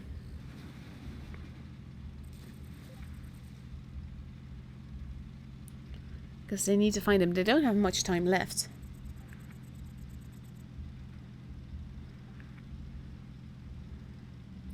But there he is. He gets spotted.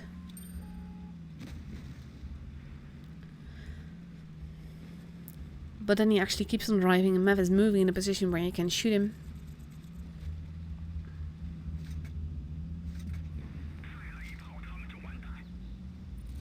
something Chinese. But the i3 gets it.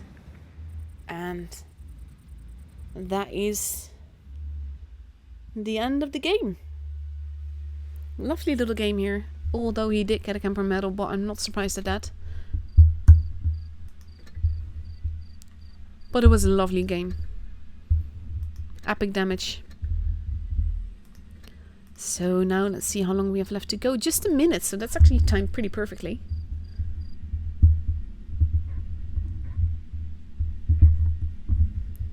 And then we just have to wait for the room invite for the grand finals of the Top Echelon Championship for the EU server. Woohoo! And it was just earlier when we saw the ones on Asia. That was such a lovely match. The match that won it was pretty epic and unexpected. And I quite like that. Like it when things are unexpected in the game like this, in a tournament. Because sometimes it's all too predictable what will happen and who will win and all of that. And this again, the chair is... Look at... There's the room. My chair is creaking every time I move. It's really annoying me. But we have Apa and Exegi ready to face off against each other for the grand finals.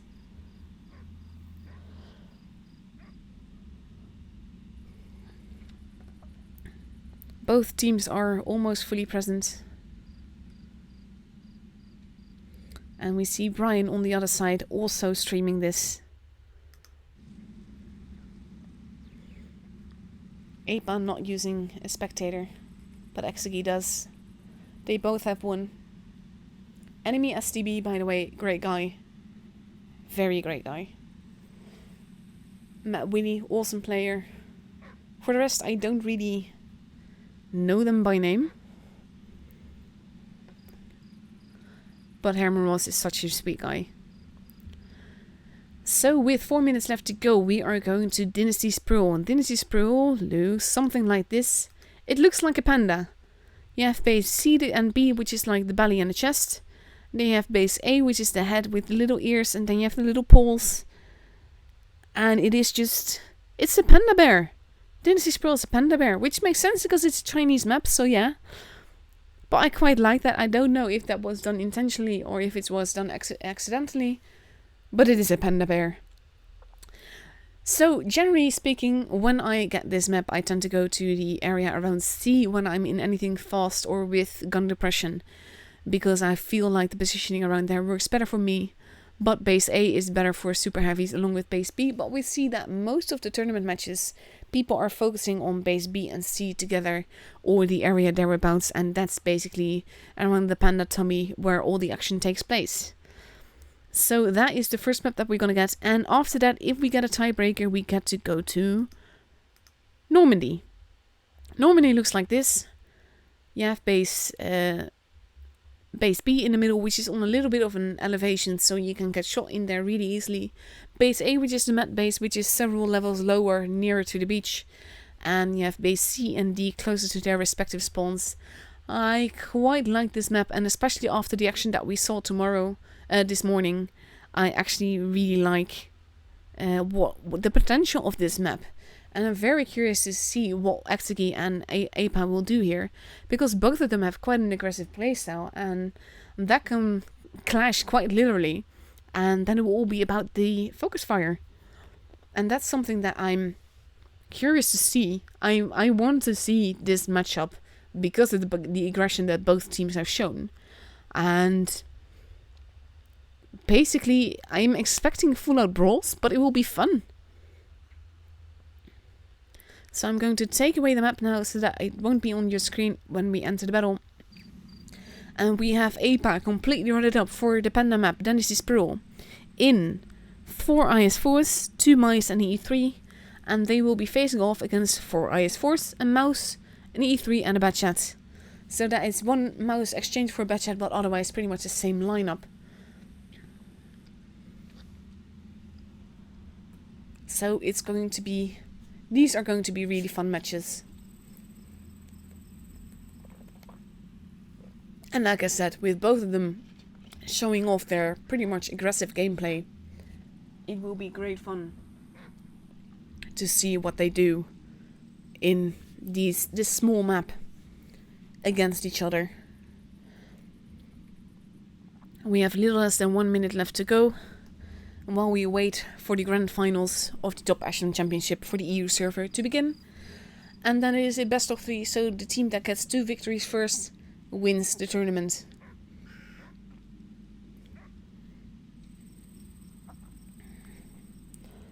And just over half a minute left to go. I can't wait.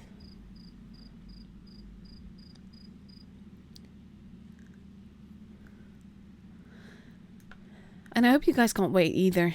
It's matches like this that make the tournament streaming fun for me and make me want to stream games like this all the more. Dun dun dun dun. And here we go. Countdown has commenced. We are ready to go. I am ready up. We won't miss the game. Here we go.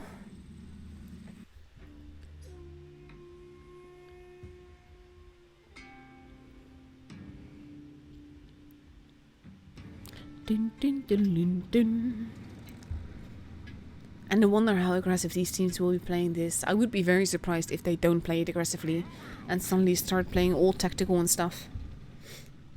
So we go up and away, and we see APA focusing pretty much completely on base C side. And Exegi doing the exact same thing, but they have a bad chat, so they have a bit more spotting and mobility possibilities. So everyone coming from their spawn has already been spotted, except for the E3. The mouse going towards the middle, he will meet an E3 and a mouse there. The bad chat pulling away. Base C being kept by APA. I'm not sure if they're gonna get away with that. Some shots being taken, but there's no one there. And it looks like that they're getting base C for free. Which is surprising, really. We have we sort of moving in. We wanted to get a shot at that mouse, which he does get. Manfakium. I'm not going to pronounce that any differently. Moving back a little bit. And we see APA and Exegi having a sort of Mexican standoff. Base A now being kept by the bad chat. This is why you like having some mobility on your team.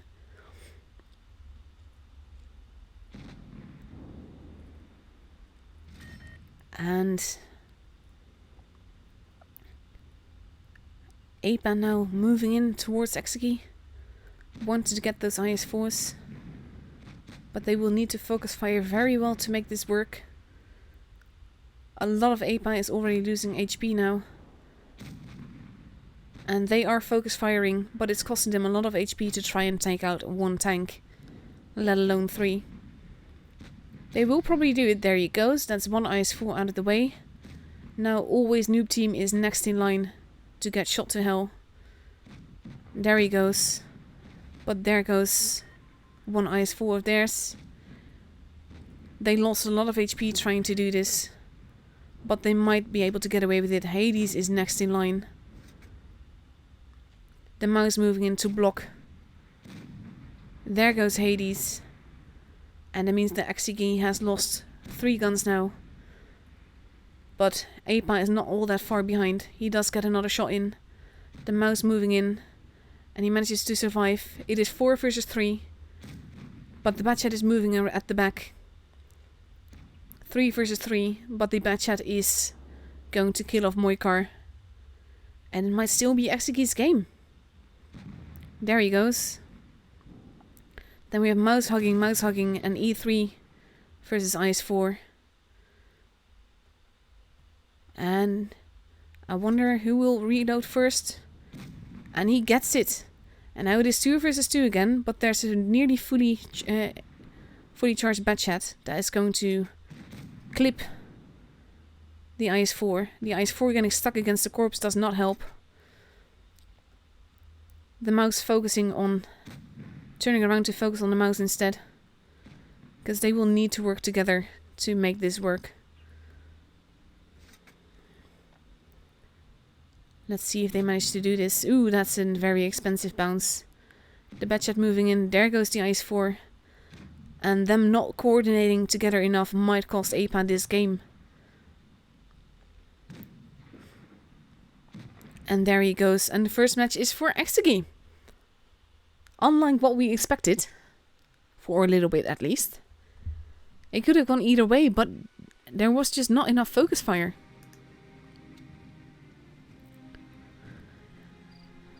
Damage-wise, it is quite different. If you look at it. But it just took too much to take out those two IS-4s. And that cost them. Cost them very dearly.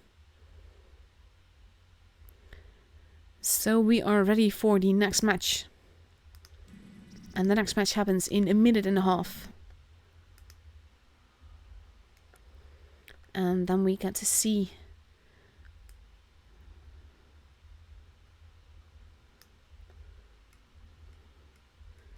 what will happen next. And who will potentially take home the grand finals. Because now the pressure is definitely on APA. They will have to win the next 2 games to take the title. Whereas Exegi only has to win 1 of these 2 games. And with a minute left on the clock, both teams are ready. We see APA ready in a Batchat, 2 mice and 4 IS-4s. And Exegi ready in an E3, a mouse and 5 IS-4s. So that is so much troll armor. Oh my lord.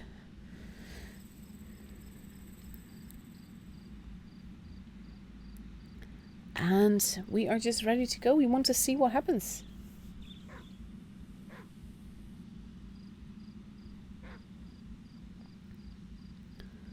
And like I said, these teams both play pretty aggressively, and we saw exactly the result of that in last match.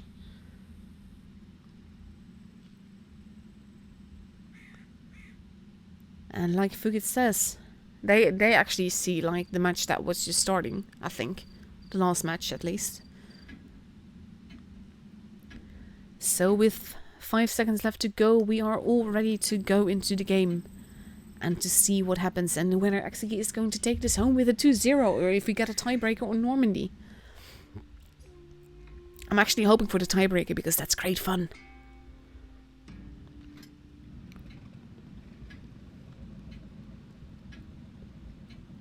But here we go. Pressure is on APA. And we have the Batchat going towards base A. Basically they're doing what Exegi did last match, but now Exegi is all going into town. And the Batchat might be in a ton of trouble for doing this, if he's not careful. He does spot someone though, so I think he's like, let's not do this. He is turning around, he is spotting more people. He has been spotted now himself as well. So he's just running off, miraculously escaping with all of his health. And APA is capping base C. They know where half the enemy team is though. So they know what to expect and they will have a 20-point advantage. Because they capped the base early.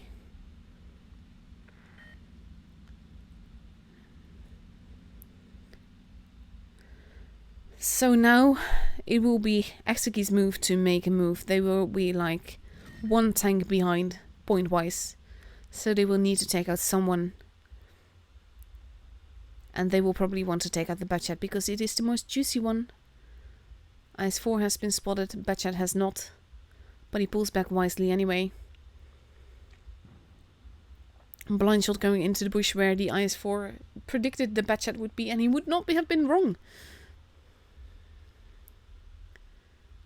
We have the mouse moving in towards the IS-4 there. Exegi situated quite nicely in town. APA situated quite nicely into the belly of the panda.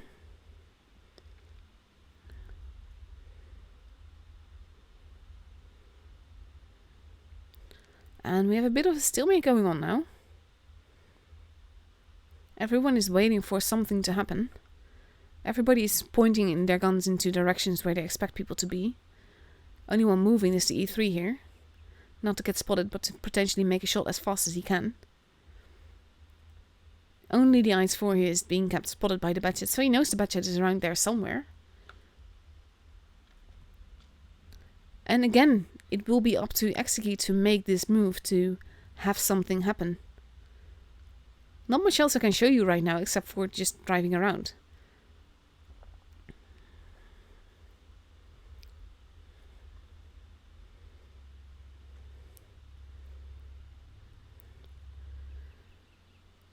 And what will they do? How will they make this move? We have met really now on the move, taking side scraping positions around base B. Apa holding patiently. Litty Kitty going through the enemy spawn to meet up with Hades. And they might be moving on this side to make a little push. The E3 making his way to Amora's towards the middle, meeting up with the Ice 4 here. I think they want to take out that Batchat. We have Hades and Litty Kitty making a move at the back there. They will want to take out that Batchat, and I hope the Batchat is ready to make a move himself. They have been spotted now though, so the Batchat is pulling back, which I think is very wise. But he could lose a lot of HP trying to get away from there. IS-4 is being shot. E3 took some damage. Batchat needs to move now. Ooh, that is a very big shot into the Batchat. And the Batchat is still alive, but barely. He won't survive this. There he goes. And now suddenly Exeggy has the point advantage, and Exeggy is rushing through the middle to take out these two IS-4s. And the question is, will they be able to do that in time? Because they are getting in each other's way. And they took it back. But the mouse is almost dead. They will need to get another kill. There goes Manfagium. I'm going to take you down a little bit. We have bloody Pansu. That is now next in line. It can go every which way. Moika just losing a ton of HP. And Exeggy managing to cap base B at very high cost to Apa, and I think Exeggy is going to take this home unless they manage to work this out together and somehow survive this. Ooh, the mouse not penning that IS-4 could prove very dearly. But Exeggy is already at 945 HP, and it's actually Crixo that is moving into the base to avoid it getting capped. E3 now dying. It could still be Apa's game. It is Apa's game, I think. Unless the mouse dies now. But he doesn't. And Apa has it. And it is 1-1. And we get to go to a tiebreaker. And oh my god, what a match this is. That is awesome.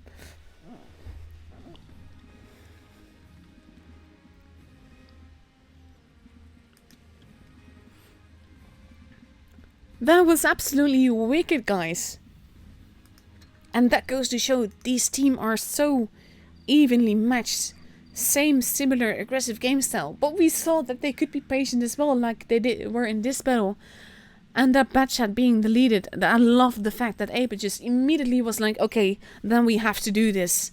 And just staying in base B, even though it could have got him killed quite badly. And just, wow. That was epic. I loved it.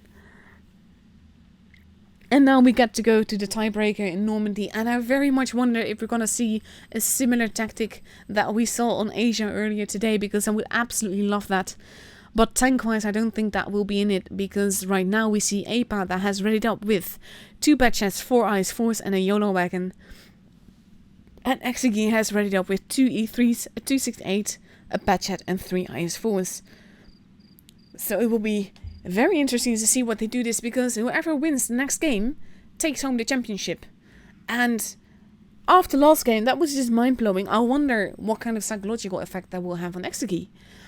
And at the same time, I think Apa has the potential to do what I saw this morning on Asia, whereas Exeggy does not have the speed for that. But I wonder if it will pay off against these tanks that Exeggy has chosen.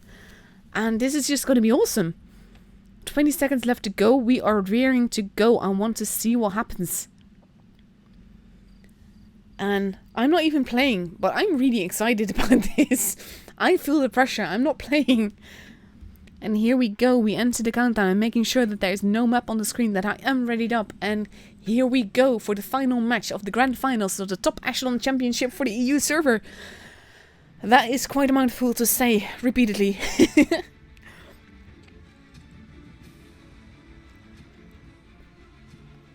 And let's see what happens. Let's see what these bad chats do. And let's see if it will pay off. Because this morning I saw 3 Object 140s flanking across the beach to take out a 268, and it worked brilliantly. It threw off the enemy completely. But that is not what APA is doing. APA is heading straight for base C, and they will meet pretty much everyone from Exegi there, because they are all heading towards base D. Base D is now being capped. And that means that Exegi will have a point advantage. Base A is probably going to be capped as well, because there is no one there. We have the Batchets at the back camping, ready to get shots into D. But the people that are at D are pulling back. We have Matt Willie at the back taking a position where he can camp as well. And it very much depends on what they will do now.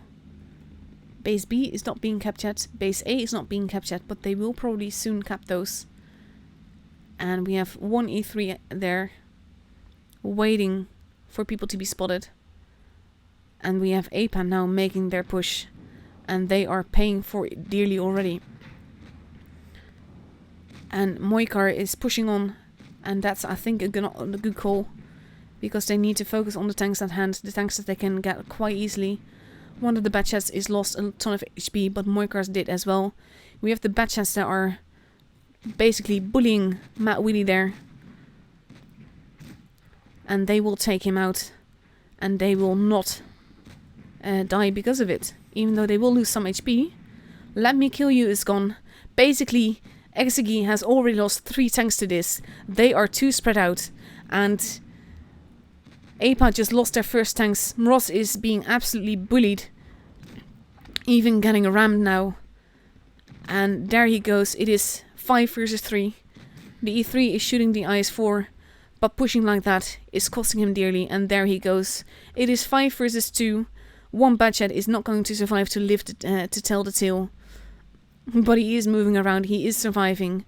And he is getting shots into the last Batchet over there.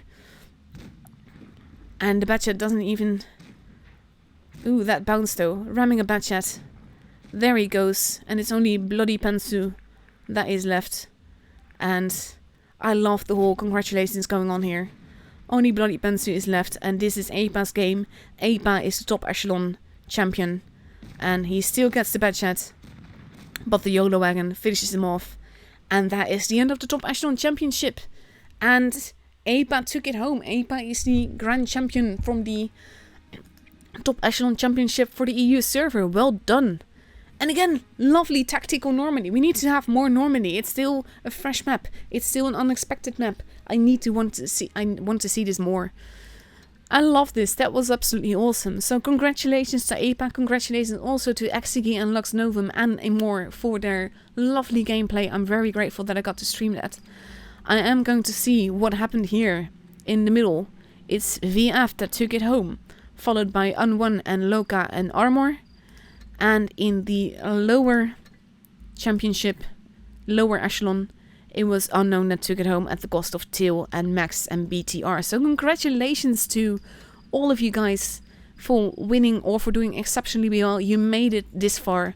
And that was absolutely awesome. Congratulations. Thank you all the team for letting me stream this. Thank you all for watching. Thank you for everything really. This was just epic. I love streaming games like this. But for now, this is me signing off. Love to see those tactics on Normandy. Love to see the focus fire from APA. The way that they just banded together with Moikar just driving off like that. I did have my doubts, but it worked out flawlessly and very well done. So congratulations again. Again, thank you all for watching, and I'll be back in 5 hours to stream NA for the finals of the Top Echelon there. So again, thank you all, and I'll be seeing you then. Good night.